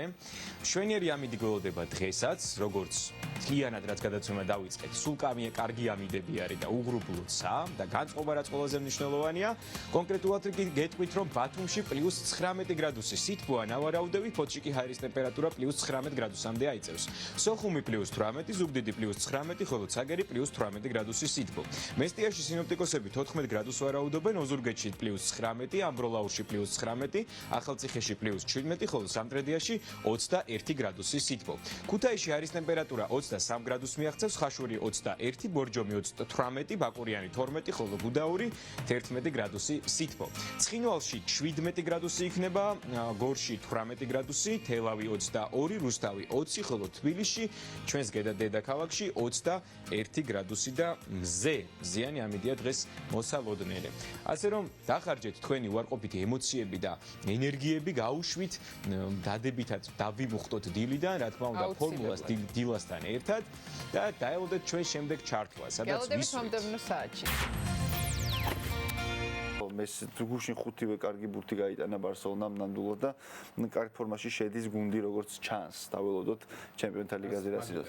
ხო, რაღაც თქმა მინდოდა ჩვენი მეგობარი და კოლეგა და თანაწამყვანი ბატონი არჩილ მარშანია მადრიდის რეალის გულშემატკივარია და წინა პირველ ჩართვაში, როდესაც დავტოვე ეს ადგილი და მარჩილ უნდა შემოსულიყო სტუდიაში, დაგეწვათ მესიო, ესე მითხრა ზუსტად, ასე რომ ნახოთ. ხო და ის გაითვალისწინე რომ რეკლამის შემდეგ არჩილ მარშანია შემოგვიერთდა და კიდევ ერთი მისი საყვარელი თემა მაინტერესებს. მითია თუ რეალობა რომ მესი ხავის და ინესტას გარეშე ვერ თამაშობდა, როცა დატოვეს. აი ეს მაინტერესებს მე. მითია თუ რეალობა ჩემო არჩილ. პირდაპირ ეთერში ვართ, კიდევ ერთხელ დილა მშვიდობისა. არჩილ მარშანეს ერთ-ერთი საყვარელი თემა მითები, მას საუბარი უნდა გავაგრძელოთ, რატომ ჯობნის მეცნიერებას ხშირად ფსევდომეცნიერება საინფორმაციო ომში ეს იქნება თემა, რაზეც ისაუბრებთ, თუმცა მანამდე მირაბის პასუხს ველოდები. ძალიან მიმძიმს ამის თქვა, მაგრამ რეალობა უნდა ვთქვათ, რომ მითია ნამდვილად, რომ მესის ინიესტას და ხავის გარეშე თამაში არ შეუძლია, ერთ-ერთი საუკეთესო ფეხბურთელია, მაგრამ ელ კლასიკოში ჩვენ გავიმარჯვებთ. მერაბმა გაიმარჯვა. მაინც გავიმარჯვეთ, დაველოდოთ ელ კლასიკოს მიუხედავად იმისა, რომ მადრიდისტები ძალიან ცუდ ფორმაში ვართ წელს, მაგრამ არ აუშავს. მოკლედ, დაუბრუნდეთ ახლა ფსევდომეცნიერებას და მეცნიერებას. მიუხედავად იმისა, რომ ფსევდომეცნიერება ტყუილზე არის დაფუძნებული, იმიტომაც აქვს წინსართი ფსევდომას. ძალიან ხშირად საინფორმაციო ომში ფსევდომეცნიერება იმარჯვებს ხოლმე მეცნიერებაზე. ამაში ჩვენც ვეხმარებით ხოლმე, ხო? ჩვენც ვეხმარებით, კი ბატონო, ადამიანები, სხვათა შორის ექიმების, ჩემი ლექცია, ჩემი საავტორო ლექცია მითების გავრცელებაზე იწყება ბოდიშით. რომ სამედიცინო პერსონალი ძალიან ხშირად ხელს უწყობთ მითების გავრცელებას და აი რამდენიმე მიზეზი თქვენ თუ იცით რატო შეიძლება გავრცელდეს აბსურდი უფრო ჩქარა ვიდრე რეალობა თქვა. ერთი საინტერესო კვლევა არის სტენფორდის უნივერსიტეტის პროფესორის და იმას აქვს რაც თეორია უბრალოდ შეისწავლა ის მითები და ლეგენდები რომელიც სიმართლეს არ შეესაბამება, ზოგი სიმართლეს შეესაბამება, ზოგი არა და აი რა კრიტერიუმებისგან შედგება და success ესეთი აკრონიმი აქვს რომელიც ნიშნავს simples, ანუ მარტივს, unexpected, მოულოდნელს, credible, ანუ სანდოობის მქონე, concrete, კონკრეტული, emotional, ემოციური ისტორია. თუ ამ კომპონენტებიდან რაც უფრო მეტი აქვს ისტორიას, უფრო მარტივია რომ გავრცელდეს, იმიტომ მაგალითად გავრცელებული ინფორმაცია, რომ ადამიანის ტვინის მხოლოდ 10% ვითომ 10%-ს ვიყენებთ, ხო? იმიტომ რომ მოულოდნელია, კონკრეტულია და აი რა ამ პარამეტრებიდან რაღაცები აქვს. ბევრია. აბსოლუტურად გეთანხმები, ეს ემოცია და მოულოდნელობა ძალიან დიდ როლს თამაშობს, მაგალითად, როცა გეტყვით იმ აბსურდულ ინფორმაციას, რომ თითქოს ვაქცინაში ვერცხლის წყალია, რეალურად ვერცხლის წყალი არ არის ვაქცინაში, პირველ რიგში შენაც გეუფლება, ეს არის შიში, რომ გეშინია შენ შვილს რაღაც არ დაემართოს და როდესაც ემოცია გეუფლება ადამიანს, შენი რაციონალური მსჯელობა და კრიტიკული აზროვნება გადადის უკანა პლანზე, ასე ვთქვა და თავდაცვის იმაში გადადიხარ, იმას კი არ კითხულობ, ბაბა, სად წერია, ვინ თქვა ეს, ვინ დაადასტურა და ასე შემდეგ, უბრალოდ თავდაცვაში გადადიხარ და უკვე ბრაზდები და აღარ კითხულობ ამას, ხო? სიმარტივე ძალიან დიდ როლს თამაშობს, იმიტომ რომ ერთ წინადადებაში 5 აბსურდული რაღაც შეიძლება თქვა, მარტივად გასაგები იყოს და ამას სამეცნიერო ახსნა შეიძლება დაჭირდეს 10 თაბახის ფურცელი, რომ დაწერო და ადამიანმა გაიგოს. ერთ-ერთი ძალიან საინტერესო ეფექტი არსებობს, ესეთი დანინგ-კრუგერის ეფექტი. ეს არის ფსიქოლოგიური ეფექტი, კოგნიტიური ტენდენცია არის, როდესაც რაც უფრო არაკომპეტენტური და გაუნათლებელი არის ადამიანი, მით უფრო თავდაჯერებული არის ხოლმე და ასე ვთქვათ, მოჩვენებით ინტელექტუალურ უპირატესობას გრძნობს ოპონენტისადმი და პირიქით მაგალითად რაც უფრო მაღალია ცოდნა შეიძლება თავდაჯერებულობა იყოს ნაკლები და ეს რაც უფრო მეც რა თქმა უნდა მეც ელოდები გეშინია რომ რაღაც არ შეცდე ბევრი ალბათობა იცი და ასე შემდეგ და ასე შემდეგ მაგრამ შორიდან როდესაც შეხედავ თქვათ პროფესიონალი ექიმი რომელიც გესაუბრება და ეგ სტატისტიკას გიხსენებს ცოტა რაღაცა დაეჭვებული თითქოს ეს რეალურად ფიქრობს და ანალიზებს იმ თელ გამოცდილებას და ცოდნას რაც ქონდა ხოლო სხვა ვიღაც ასე ვთქვათ ეგრეთ წოდებული მკითხავი თუ შარლატანები და ასე შემდეგ როდესაც გესაუბრება, გეუბნება 100%-იანი სიზუსტით, რომ ყველაფერი გიშვერეს და თავდაჯერებულია. ამის მაგალითი არის, შეიძლება მაგალითად ვაქცინებზე ეკამათო მთელი დღე ადამიანს და ბოლოს კითხო რა არის ვაქცინა და წარმოდგენა არ აქვს რა. აი, ძალიან დაწვრილებით წეღანდელი გამაიმუნება რომ გამოვისყიდოთ. ჩემი წიგნი არის ბოლო ეგზემპლარი შენთან ბოდიში ვაგო, შენთვის აღარ დავჭა. მითები და ობიექტური რეალობა. და აი გადაცემის მერე განვიხილოთ ზუსტად ნახოთ ციგნი რა წერია როგორ წერია და თუ გადაავლებ თვალსა შენაზრსაც მეტყვი ძალიან მადლობელი დაგვხდები კი არა ფერებში ჩემი რაში არის ხო ერთი ძალიან მნიშვნელოვანი მიზეზი არის, ასე ვთქვათ, რატომ ცერდება არ ვიცოდი წიგნების თუ ქონდა არჩევ. ერთი ძალიან მნიშვნელოვანი მიზეზი არის, რატომ ცერდება ფსევდომეცნიერული, ასე ვთქვათ, ბოდვა უფრო სწრაფად. ეს არის ერთი შეხედვით რეალური. ერთი შეხედვით რეალურია, იმიტომ რომ კარგად არის შეფუთული, ერთი შეხედვით რეალურია, როდესაც ანტივაქსერულ პროპაგანდას წაიკითხავ, მაგრამ როდესაც ჩაეძიები იმას, უკვე ნახავ, რომ აბსურდამდე მიდიხარ, ხო? ამის ნათელი მაგალითი დღევანდელი გადაცემად შეგვიძლია განვიხილოთ, რომ ერთ შეხედვით თვითონ გაქრა ის გასაღები, მაგრამ მე დავაკო შეთანხმებული ვიყავი წინასწარ. წიგნი შეგვიძლია გავშალოთ ახლა, აი მაგალითად რო გავშალოთ. ხო? ჩაფიქრებული ხარ. გადავშალოთ ჩვენი ნაჩემი ნაჩქარი წიგნი და თუ შეიძლება რომ ხმამაღლა წაიკითხო პირველ გვერდზე რა წერია. ეკა, რომელი მოსემწერალი მე ვნახე, წიგნები რომ წერო, ამიტომ ნუენდობი ერთ შეხედე მეორედ და უფრო დააკვირდები. მოიტყვა. რა თქმა უნდა, ეს არ არის წიგნი, უბრალოდ ბლოკნოტია, მაგრამ ერთი შეხედვით რეალური იყო ეს ყველაფერი. აი ასევე არის ნებისმიერი ფსევდომეცნიერული ტყუილი, ერთი შეხედვით რეალური.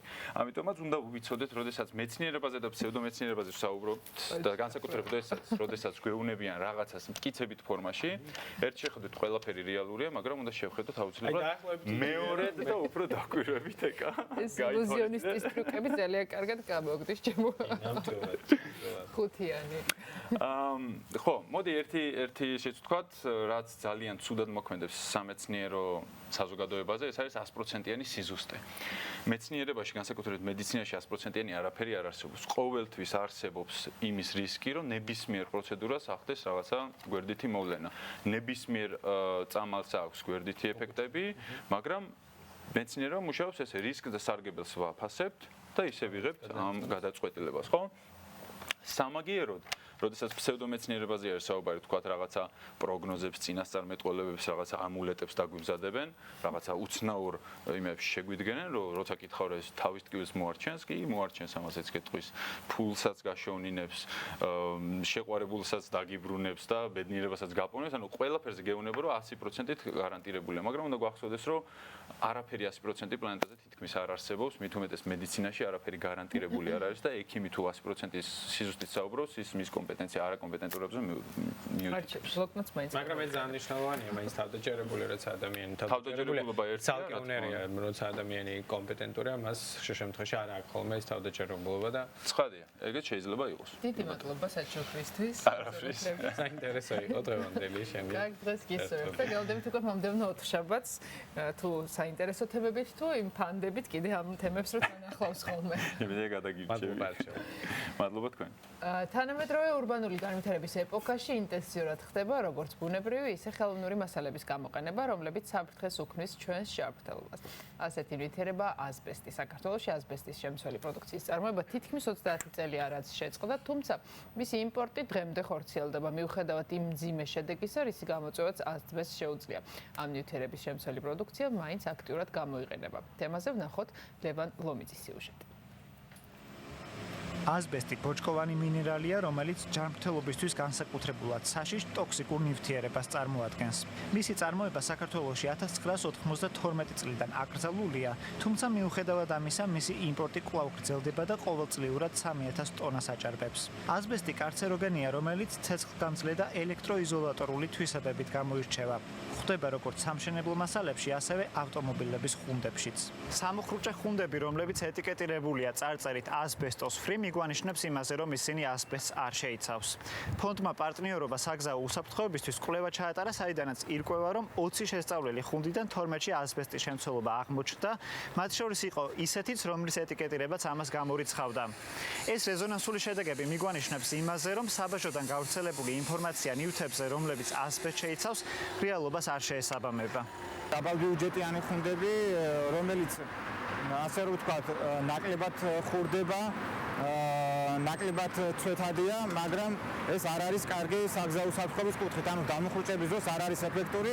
ეს ერთი მხარე, ხოლო მეორე მხარე გარემოს დაბინძურების კუთხითაც არაეკოლოგიურია, ვინაიდან მისი გამონაფრქვევი, ეგრეთ წოდებული ეს ბოჭკოები, ნაწილაკები ორგანიზმში მოხვედრის შემთხვევაში უკვე ლეტალურ შედეგამდე მივყავართ. ლეტალური შედეგის მანიშნებელია ის ციფრებიც, რომელიც გვამცნობს, რომ 125 მილიონი ადამიანი მსოფლიოს მასშტაბით ასბესტის მტვრის ზემოქმედებას განიცდის და ყოველწლიურად მისი გავლენით 107,000 ადამიანი იღუპება. პირებს, რომელთაც ასბესტთან უწევთ მუშაობა, უსაფრთხოების ნორმების დარღვევის შემთხვევაში შრომით პირობებთან დაკავშირებული სპეციფიკური დაავადებები ემართებათ. ეს მონაცემი შესაძლოა გავრცელდეს მათზეც, ვისაც ამ ნივთიერებასთან პირდაპირი შეხება არ აქვთ. ასბესტის ბოჭკოები შესაძლოა ჩვენს ორგანიზმშიც მარტივად ჰაერის საშუალებით აღმოჩნდეს. მიკრონაწილაკები, რომლებიც ადამიანის ორგანიზმში ილექება, იწვევს ქრონიკულ დაავადებას ასბესტოზს. ის ხშირად ფილტვებისა და ბრონქების კიბოდ გარდაიქმნება. ასევე ასბესტია მეზოთელიომას, მეზოთელიური უჯრედების სიმსივნის გამომწვევიც. ჯერ ერთი რომ უნდა აიგრძალოს. მეორე, სანამ აიგრძალება, იმიტომ რომ ეს აგრძალვა ერთ დღეში ვერ მოხდება, ხო? აუცილებელია ნიშანდებაზე გამახვილდეს ყურადღება. აი ნიშანდება უნდა გვაძლევდეს იმის საშუალებას, დაკრული იარლიკი გვაძლევდეს იმის საშუალებას, რომ შეიძლებოდეს შემოსული საქონელის პროდუქციის რანჟირება ასბესტის შემცველობის მიხედვით და შეიძლებოდეს იმის გარკვევა, თუ რა საშიშროება გარემოში გამოყოფის და ადამიანმა ეს იცოდეს. როგორ უნდა იქნას მოძიებული სადმიდის ასბესტი და ასბესტის შემცველი მასალები, როგორ მივაგნოთ იმ ობიექტებს და ადამიანებს, ვინც განიცდის ასბესტის ზემოქმედებას, როგორ ვასწავლოთ ამ ზემოქმედების ქვეშ მყოფ ადამიანებს ასბესტისგან თავდაცვა. ამ კითხვებზე სახელმწიფოს პასუხი არ აქვს, თუმცა ცნობიერების ამაღლებისთვის ფონდ პარტნიორობა საგზაო უსაფრთხოებისთვის მიერ ჩატარებული კვლევა სამუხრუჭე ხუნდებზე შეგვიძლია პირველ განგაშის ზარად ჩავთვალოთ. ვახორციელებთ ცნობიერების ამაღლებას ადამიანების, გვაქვს შემუშავებული პროგრამა, რომლის მეშვეობითაც უნდა ავამაღლოთ ცნობიერება საზოგადოების იმისთვის, რომ საკუთარი თავი დაიცვან და იმისთვის, რომ საკუთარი უფლებები დაიცვან და იმისთვის, რომ პასუხისმგებელი ორგანოები აღმენაირად ვაიძულოთ, რომ შეასრულონ ის ღონისძიებები, რომელიც დაგვიცავს ჩვენ ასბესტის საფრთხებისას. სამუხრუჭე ხუნდები ყველა მანქანას ესაჭიროება იმისთვის, რომ გზავრობა უსაფრთხოდ წარიმართოს, თუმცა აქვე ისიც უნდა ვიცოდეთ, რომ საქართველოში არსებული ხუნდების 65% ასბესტის შემცველია, რაც ისეთივე სარისკოა ჩვენი ჯანმრთელობისთვის, როგორც ხუნდების გარეშე დაძრული მანქანა.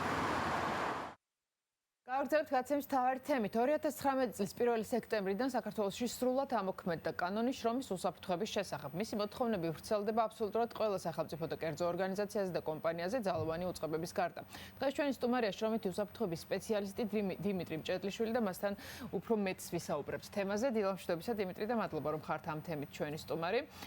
დავიწყოთ, რას გულისხმობს ეს კანონი, ვის რადონის ყურადღებას თხოვს? დილა მშვიდობის, მივესალმებ მაყურებელს, დიდი მადლობა მოწვევისთვის.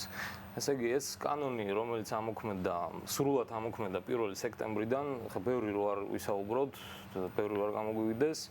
მთავარი მიზანი მისი არის დასაქმებულის სიცოცხლის და ჯანმრთელობის უზრუნველყოფა, ამის დაცვა. და ამისათვის არის ეს კანონი, ასე ვთქვათ, მიღებული და სახელმწიფო ცდილობს გააკონტროლოს კერძო ბიზნესი, რომ დაცული იყოს ადამიანის ჯანმრთელობა და სიცოცხლე. ეს კანონი სრულად ახლა ამოქმედდა, თუმცა მანამდე რა თქმა უნდა მუშაობდა საშიშ პირობებიან სამუშაოებზე განსაკუთრებით, ხო? სადაც ფაქტია, რომ პრობლემები გვაქვს, იმიტომ რომ წელი ისე არ გავა, რომ რაღაც ცუდი შედეგები არ გავიგოთ. შემოწმება თუ ხორციელდება, რა მდგომარეობა, ვინმე ამას იკვლევს და თუ იკვლევს, თქვათ, სტატისტიკა როგორი გვაქვს? კი ბატონო, ჯანდაცვის სამინისტროს ყავს შრომით ინსპექტორების დეპარტამენტი, რომელსაც უშუალოდ ევალება ამ საკითხის კონტროლი. ძირითადად ახლა ყველაზე საშიში ჩვენთან არის მაღაროები, სამთო-მოპოვებელი სფერო და არ გვაქვს სამწუხაროდ კარგი სიტუაცია. დიახ, არის პრობლემები და ასევე სამშენებლო სფერო, სამშენებლო ობიექტები არის თავის სიმრავლის გამო და იმის გამო რომ მომეტებული საფრთხეა, უმეტესობა სამწუხაროდ დაღუპულების მოდის ზუსტად სამშენებლო სფეროზე. ერთი თვის განმავლობაში ჯანდაცვის სამინისტრომ ერთობლივად სხვა უწყებებთან ერთად ჩაატარა აგვისტოში 152 ობიექტი შეამოწმეს და 152-ვე დაჯარიმდა იმის გამო რომ აღმოაჩინეს დარღვევები. ანუ იქ არ იყო სათანადო პირობები ბოლომდე შესრულებული რომ უსაფრთხოდ ყოფილიყო მომსახურე პერსონალი. კი ბატონო, არ იყო და აქედან ამ 152-დან 68 ობიექტზე კრიტიკული შეუსაბამობები აღმოაჩინეს, ანუ კრიტიკული საფრთხე იყო და საერთოდ გააჩერეს დროებით ეს ობიექტები და მიცეს დრო ამ ნაკლოვანებების აღმოსაფრთხებლად. ანუ ძალიან მწვავედ დგას ეს საკითხი. თუ დაიწყო თქვათ მსგავსი ქმედებები, ანუ რამდენად შეიძლება რომ ნელ-ნელა გამოჩნდეს ამის შედეგი? თქვენი მოლოდინი თქვათ როგორია, რომ უკეთესობისკენ როდიდან შეიძლება წავიდეს პროცესი? უკვე გვაქვს დადებითი ტენდენცია, მაგალითად მშენებლობებს უკვე ეტყობა ადრე თუ არანაირი იგივე სიმაღლეზე მუშაობის სტანდარტები არ იყო დაცული, ეხლა უკვე არის.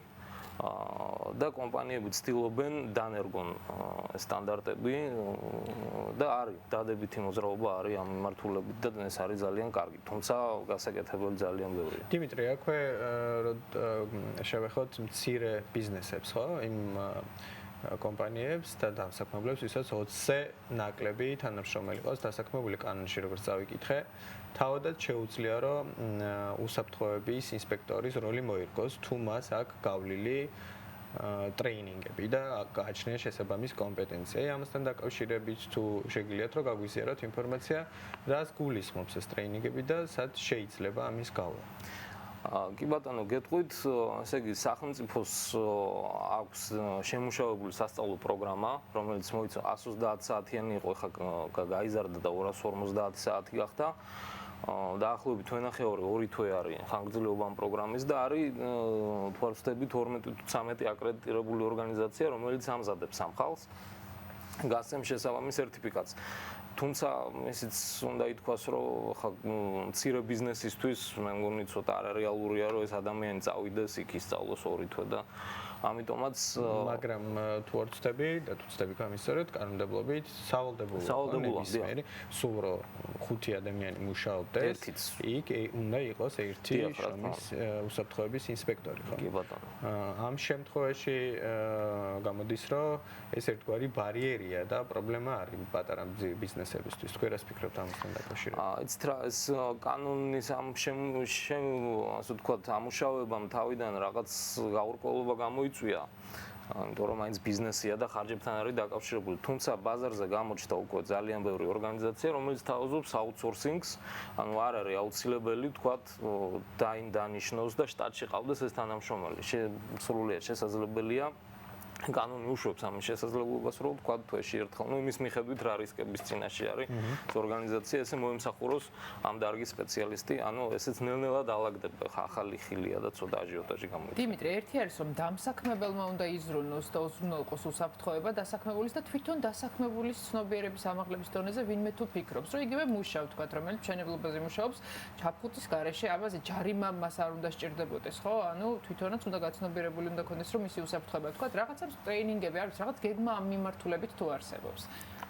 იცით როგორ არის, ამას უზრუნველყოფს უშუალოდ შრომის უსაფრთხოების სპეციალისტი, რომელიც უნდა ყავდეს იგივე სამშენებლო ობიექტს, იქ სავალდებულო, იქ აუთსორსინგი არ გამოდის და ამ სპეციალისტმა უნდა უზრუნველყოს, უნდა შექმნას ეს სისტემა, რომელიც უზრუნველყოფს ინდივიდუალური დაცვის საშუალებები ქვია ესე, ამ იგივე ჩაფხუტებია თუ რაც არის, იმის გამოყენებას. სხვანაირად არ გამოდის, ინსტრუქტაჟს, სწავლებებს, ტრეინინგებს ეს ადამიანი უტარებს და ეს კანონი პირდაპირ ავალდებულებს დამსაქმებელს და დამსაქმებელი ამ შრომის უსაფრთხოების სპეციალისტის მეშვეობით ახორციელებს, ასე ვთქვათ, ამ თავის მოვალეობას. დიმიტრი, კანონში არის ჩანაწერი ასეთი ფორმით, რომ შრომის უსაფრთხოების სპეციალისტი აღჭურვილი უნდა იყოს შესაბამისი ტექნიკური საშუალებები და ინსტრუმენტები. შეგიძლიათ რომ გაგვიზიაროთ აი რა ინსტრუმენტებზე არის კონკრეტულად საუბარი თუ ეს დამოკიდებული არის კონკრეტულ ობიექტზე? დიახ, რა თქმა უნდა, სპეციფიკიდან გამომდინარე არის. მაგრამ აი სამშენებლო შემთხვევაში რა ვკითხე?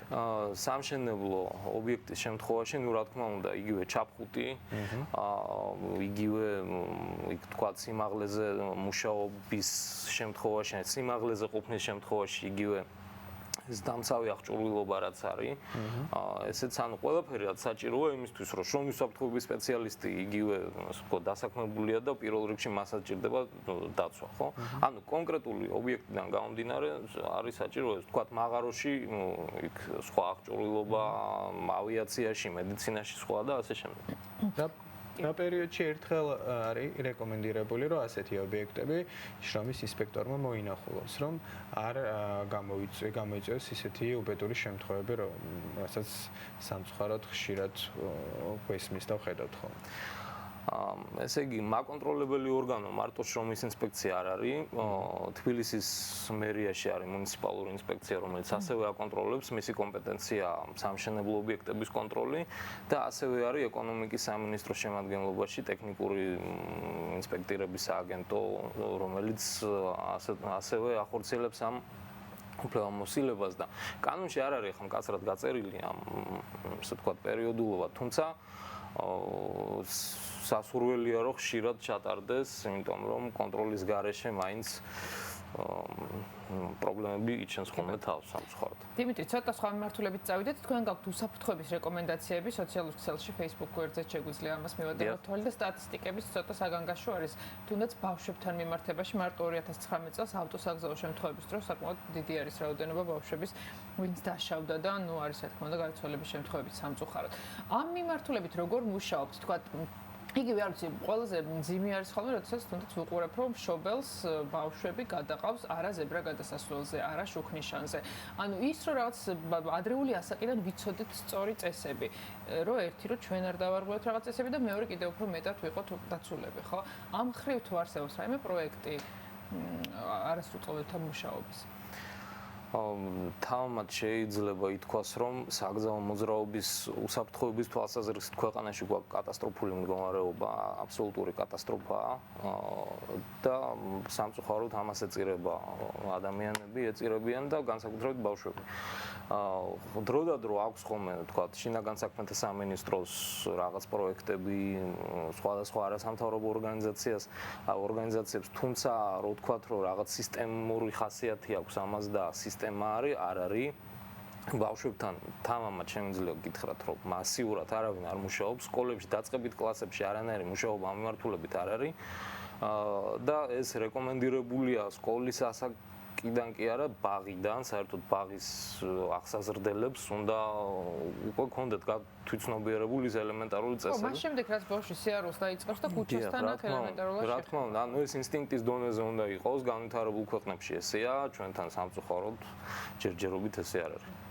კიდევ არის მეორე თემა საგზაო უსაფრთხოების წესების დროს, ესეც უნდა გვახსოვდეს მოპედის მძღოლები. არსებობს გარკვეული წესები, სად უნდა გადაადგილდებოდეს მსგავსი ტრანსპორტი. ეს ჩვენც არ ვიცით ხშირად, ანუ იმისთვის რომ უფრო დაცულები ვიყოთ და თუნდაც მიუთითოთ, არ ვიცი, ქუჩაში, როდესაც არასწორად გადაადგილდებიან. რა ზოლი არის მათთვის განკუთვნილი და თუ არსებობს ველობილი კი სად უნდა იარონ ამ შემთხვევაში? კი ბატონო, ჩვენ გვაქვს ძალიან კარგი კანონი საგზაო მოძრაობის შესახებ, რომელშიც არის უამრავი სასარგებლო ინფორმაცია, მათ შორის მთელი მუხლიარი დათმობილი მოპედების მოძრაობის წესებია, მაგრამ აქ ესეთი პრობლემა გვაქვს, რომ რადგან მოპედზე ჯერჯერობით არ არის მართვის მოწმობა სავალდებულო, შესაბამისად ამ მოპედის მძღოლს ვერ მოვთხოვთ ჩვენ ამ წესების წოდნა, სხვა არანაირი ან ავტოსკოლა თუ არაფერი არ არსებობს, შესაბამისად ამ ადამიანებმა აი 99% არ იცის ელემენტარული წესები. მეცაც გეტყვით, სამწუხაროდ, ვინც აკონტროლებს ამ საკითხს, იმანაც მაინც და მაინც არ იცის ეს წესები. ეს წესები არის ძალიან მარტივი. მაქსიმალურად მოპედის მძღოლია ხა ჩვენთან ძალიან ბევრია ეს delivery service რაც არის ხო ადგილზე მეტანის სერვისი არის ქაუტური მოძრაობა თქვათ ქალაქის ცენტრალურ უბნებში თბილისში პეკინის ქუჩა შარტავას ქუჩა მანდ არის მოწყობილი ველობილიკები და კანონში პირდაპირ არის ჩანაწერი რომ ველობილიკი როდესაც არის უნდა იმოძრავოს მოპედმა ველობილიკზე და არა სავალ ნაწილზე ასევე ხშირად გვხვდება შემთხვევა როდესაც მოპედით გადაყავს მძღოლს მგზავრი ესეც აკრძალულია ასე ხშირად ტროტუარებზე და ტროტუარზე გამორიცხული არა აკრძალულია ცალსახა ტროტუარზე მოპედის მოძრაობა და სასვლელზეც ხშირად მინახავს შუქნიშანზე ადამიანების პარალელურად მოპედები და თან მან ერთია რომ ველობილიკზე დადიან მეორეა რა სიჩქარით დადიან კი ბატონო 45 კმ/სთ-ში არის ლიმიტი დადგენილი მოპედებისთვის არ არის სამწუხაროდ გაწერილი რატო თქვათ ნაკლები საცხოვრებელ ზონაში ეს არ არის დადგენილი თუმცა ველობილიკზე უნდა იმოძრავოს აი მაქსიმუმ მაქს სიჩქარე ასევე გასათვალისწინებელია რომ ველობილიკზე ადამიანის გადაადგილება არის შეზღუდული კანონით აკრძალულია მაგრამ ეს იმის ხარვეზიც არის დაპროექტების იმიტომ რომ ის გამოყოფილი უნდა იყოს კონსტრუქციულად რაღაცით თუნდაც რაღაც სცენარეებით რომ ადამიანი არ შევიდეს ეს ინსტინქტურად ხდება ტროტუარი რაც უნდა ფართე იყოს იქ მაინც გადადის ადამიანი ამიტომაც ეს იწვევს ძალიან ბევრ პრობლემას ასევე საბავშვო ეტლით ველობილიკზე მოძრაობა რაც კიდევ უფრო მეტი საფრთხე არის ბავშვისთვის ხო ამ შემთხვევაში დიახ და ესეც ინსტინქტური მოძრაობა იმიტომ რომ ველობილიკზე საფარი არის კარგი ტროტუარზე არის ცოტა უარესი და ამიტომაც ინსტინქტურად მიდის ისე მივდივართ იქამდე რომ ერთია კანონები მეორე ინფრასტრუქტურა და მესამე არის ჩვენი ცნობიერების ამაღლება კი ძალიან ცეთი მწვავედ და მტკივნეული საკითხი მადლობა რომ მუშაობთ თქვენ ამ მიმართულებით იმედია შედეგების ნელ-ნელა გამოჩნდება წარმატებულად დიდი მადლობა მადლობა თქვენს დიდი მადლობა და გადაცემის ბოლოს ჩვენ კვლავ გადავინაცვლებთ გიორგი ცხადაძესთან და ვნახავთ უკვე უშუალოდ შედეგებს თუ რამდენად კარგად გამოუვა მას მიზანში დამიზნება და სროლა შესაბამისად. დილა მშვიდობისა გიორგი. დილა მშვიდობისა. გამარჯობა მეკა, გამარჯობა მოგესალმებით, მივესალმებით ჩვენს მაყურებლებს. მე შეგახსენებთ რომ ჩვენ ვართ ტაქტიკალ ჯიში, სადაც გვასპინძლობენ და გვასწავლიან მიზანში სროლას, ასევე გავიარეთ ეკიპირება და მოკლედ ახლა უკვე ვისროლით მიზანში. რა იარაღით ვისვრით პირველ რიგში? რომ ვუთხრათ ჩვენს მაყურებლებს, საკმაოდ მძიმეა მეგობრებო, მინდა გითხრათ. კი ბატონო. ანუ ჩვენ ვყოფებით ახლა ტირში, სადაც გვაქვს სპორტული და გასართობის სროლა. ანუ ვისვრით პნევმატური იარაღიდან, გვაქვს იარაღების საკმაოდ დიდი არჩევანი. როგორც თურქული წარმოების იარაღი გვაქვს, ასევე ამერიკული ბრენდებიც გვაქვს, ბენჯამინის ბრენდი, ეს მაგალითად ბენჯამინის ბრენდია. 1500 აქვს ამას სიმძლავრე, ანუ ეს როგორც გამოიყენება სანადიროდ ფრენველზე, ასევე შეგიძლიათ მიზნის დაზიანებაც. ასევე გვაქვს სხვა იარაღებიც, ერთდროულად შეუძლია 4 ადამიანს ისროლოს.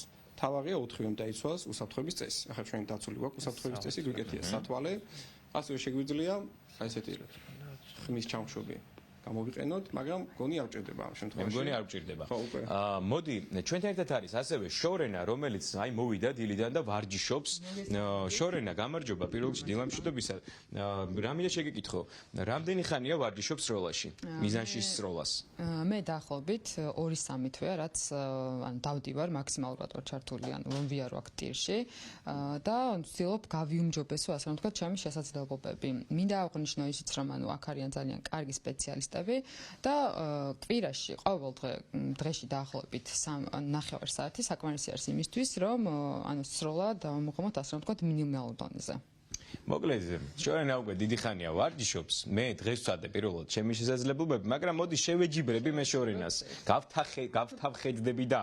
კარგი, რომა, მოდი აბა დავტენოთ ჩვენი იარაღი. მე ცოტა ხანი ჩემს მიკროფონს თავდებ, იმედია ჩემს ხმას გაიგონებთ.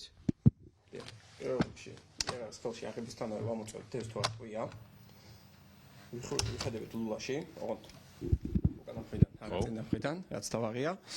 სასახლეში არ შეგვაქვს თითი, სანამ არ ჩავდებთ ტყვიას და არ დაუმიზნებთ იმ მიზანს, რომელსაც უნდა ვესროლოთ. თუ არ მოხდეს უბედური შემთხვევა, ყველაფერსგან დაცულები ვიყოთ. სათვალე გვიკეთია უცლებლად, ვიღებთ ტყვიას, უკვე კონკრეტულად. კი ბატონო, მოდი მიკროფონს მე რომას მივცემ. ცოტა ხანი ავცვალოთ ამ ოპერატორი ცოტა ცუდ ადგილზე დგას. ცოტა არა, ძალიან ცუდ. შორენა ამუშავებს რაღაც სამიზნეს. ლუკა, გიფრთხილდება ჩვენი წამყვანები. ცოტა ცუდ ადგილზე დგასო. ჩავდე მე ტყვია. სალულაში. კი ბატონო. ესე გადავტენეთ. საკმაოდ იარაღი გაქვს არჩეული პირდაპირ გეტყვით, იმიტომ არის არადამწყებისთვის, იმიტომ არის მძიმე და მძლავრი იარაღი. აი შორინა დამწყების იარაღით ისურის ჩვენ კიდე რავი შედავ, შემაქო მე ეს შექებად მივიღებ. არა პირიქით, შორენა არ დაგუჩაგრია. ცოტა ხანი მე იმასვება რა ქვია, წამახალისა. კი ბატონო, ეხლა შევარჩიოთ სამიზნე. სანამ ეკა, ესე იგი, სანამ სამიზნეს ზუსტად არ ავარჩევთ და ვინმეს არ კლავთ ან არ დავჭრით, სანამ არ დააბრჩევთ სამიზნეს, მანამდე მე მასწავლეს რომ ხელი ყოველთვის აი გარეთ არის და ჩახმახზე არ არის მიდებული. ეხლა მე ავირჩევ სამიზნეს. ოიგეთ იარაღი. გონი კარგია, ხო? ჩვენიერი. კი ბატონო. დაუმიზნეთ. ან ჩავსვით ორივე ერთმანეთში. მე ვირჩევ აი სამიზნე უნდა ავირჩიოთ, ხო? მე ვირჩევ აი ყვითელს, აი ეს ხო, აი ლაზერით ვანახოთ. ყვითელი მეტალის. ხო. ეს მეტალის. აბა მეგობრებო, მოემზადეთ ეკავაკო, გამამხნევეთ? კი, კი. 1 2 და არა. ვაიმე.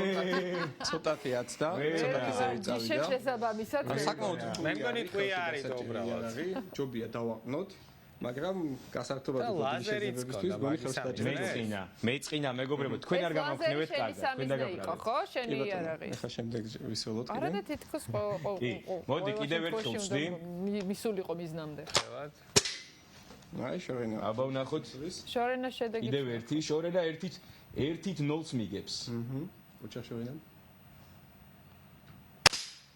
გავარტყი, მეგობრებო, გავარტყი. საკმაოდ კარგი შედეგი, იმიტომ რომ აშკარად მოხდა შუაში, კლიენტ შექანდა რკინა. ხო. აქედან გამომდინარე, ანუ ცენტრი როცა გაქვს გამოღამებული, ჩათვალეს სხვა სამიზნეებზეც ანალოგიურად უკვე კარგი შედეგი გექნება. ხო, ეს რთული არის, მეგობრებო, მე თავს არ ვიქებ, მაგრამ აქ აღგნობენ ხოლმე იარაღებს, მე ხელში მეჭირა, ესეც მე მგონი გასათვალისწინებელი ამბავი. ანუ ესეთ დამწყები რომ მოდის, აუცილებლად ვურჩევთ, რომ დააყნოს ამას, რომ კარგად იყოს იარაღი. შემდეგ რომა, რა მინდა რომ შეგეკითხო. აი ეს რა არის? აქ გაქვთ საათი, როგორც ხედავ. კი ბატონო, ეს არის წამზომი, სადაც ზოგი მომხმარებელი ჩვენი, ვინც მოდის, უნდა რომ რაც დროში დააზიანოს რაღაც რაოდენობის სამიზნეები.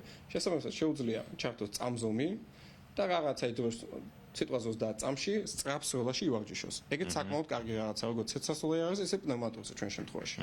კარგი. და დაპირებული სროლა, რომელიც აი ჩვენ პირველ ჩართვაში ვნახეთ, ის ფურცელი, რომელიც საკმაოდ პატარა იყო და 12 მეტრზე ვიმყოფებით ამ ფურცლიდან და აი ახლა შევეცდები რომ ამ ფურცელზე უკვე უფრო დეტალურად ვნახოთ ჩემი შედეგები. გავბეჭდოთ ჩვენ. რომას დახმარებით. კაი, მოდი აბა დამიჭერე კიდევ ერთხელ მიკროფონი. დავწვდი ჩემს შედეგების მარცხნას თუ მარჯვენას ირჩევ. მე ვირჩევ მარჯვენას. კი ბატონო. ოპერატორი მაშინ ცოტა აქეთ გავწიოთ, რომ კი ბატონო, აი ეს ხო ალბათ. კი. კი, საკმაოდ რთულია ამანძილზე. მეც მინდა ხოლმე რომ გამოვიცი. მაგ სამიზის დაზიანება და მით უმეტეს გააჩნია. აი, სად მოხდება? მე ვიცი რომ ანუ როცა ვისვრით მეგობრებო, უნდა ამოვისუნთქოთ, ანუ ამოსუნთქულზე უფრო ნაკლებად ვიყალებს, ასე ვთქვათ, ხელები და სასხლეთზე თითის დადებისას ნელ-ნელა გამოუწევთ სასხლეთს, არ ველოდებით გასროლას, უყურებთ სამიზნეს, კონცენტრირებულად სამიზნეს.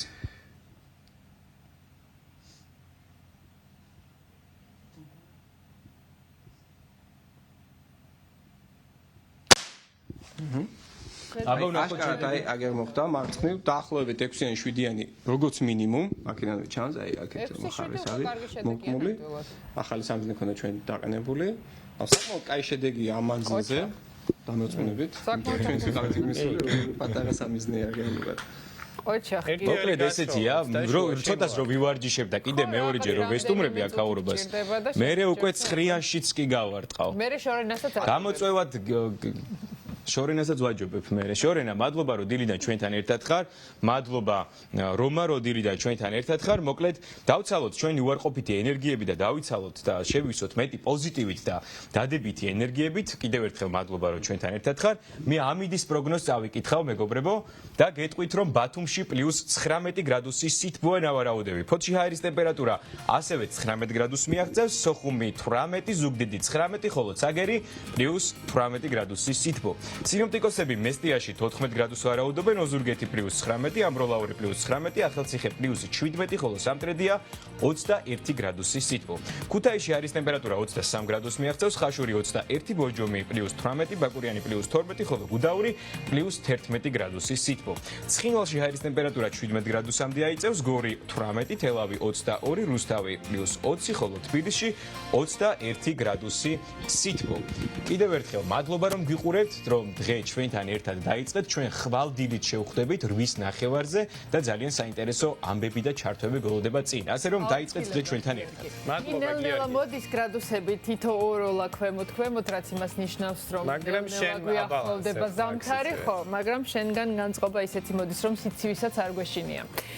კარგ დღეს გისურვებთ, რა თქმა უნდა, ბევრ პოზიტივს, ასევე ჩვენს მაყურებელსაც უსურვებთ საუკეთესო დღეს. დღეს ოთხშაბათია, რა თქმა უნდა, სამუშაო დღეა. გისურვებთ, რომ მაქსიმალურად პროდუქტიულად გამოიყენოთ ეს დღე. ხვალდილის როს ნახევარიდან ჩვენ კვლავ თქვენთან ერთად ვიქნებით. 10 საათზე გველოდებათ უკვე ფორმულა ნიუსი. წარმატებულ დღეს გისურვებთ. ნახვამდის.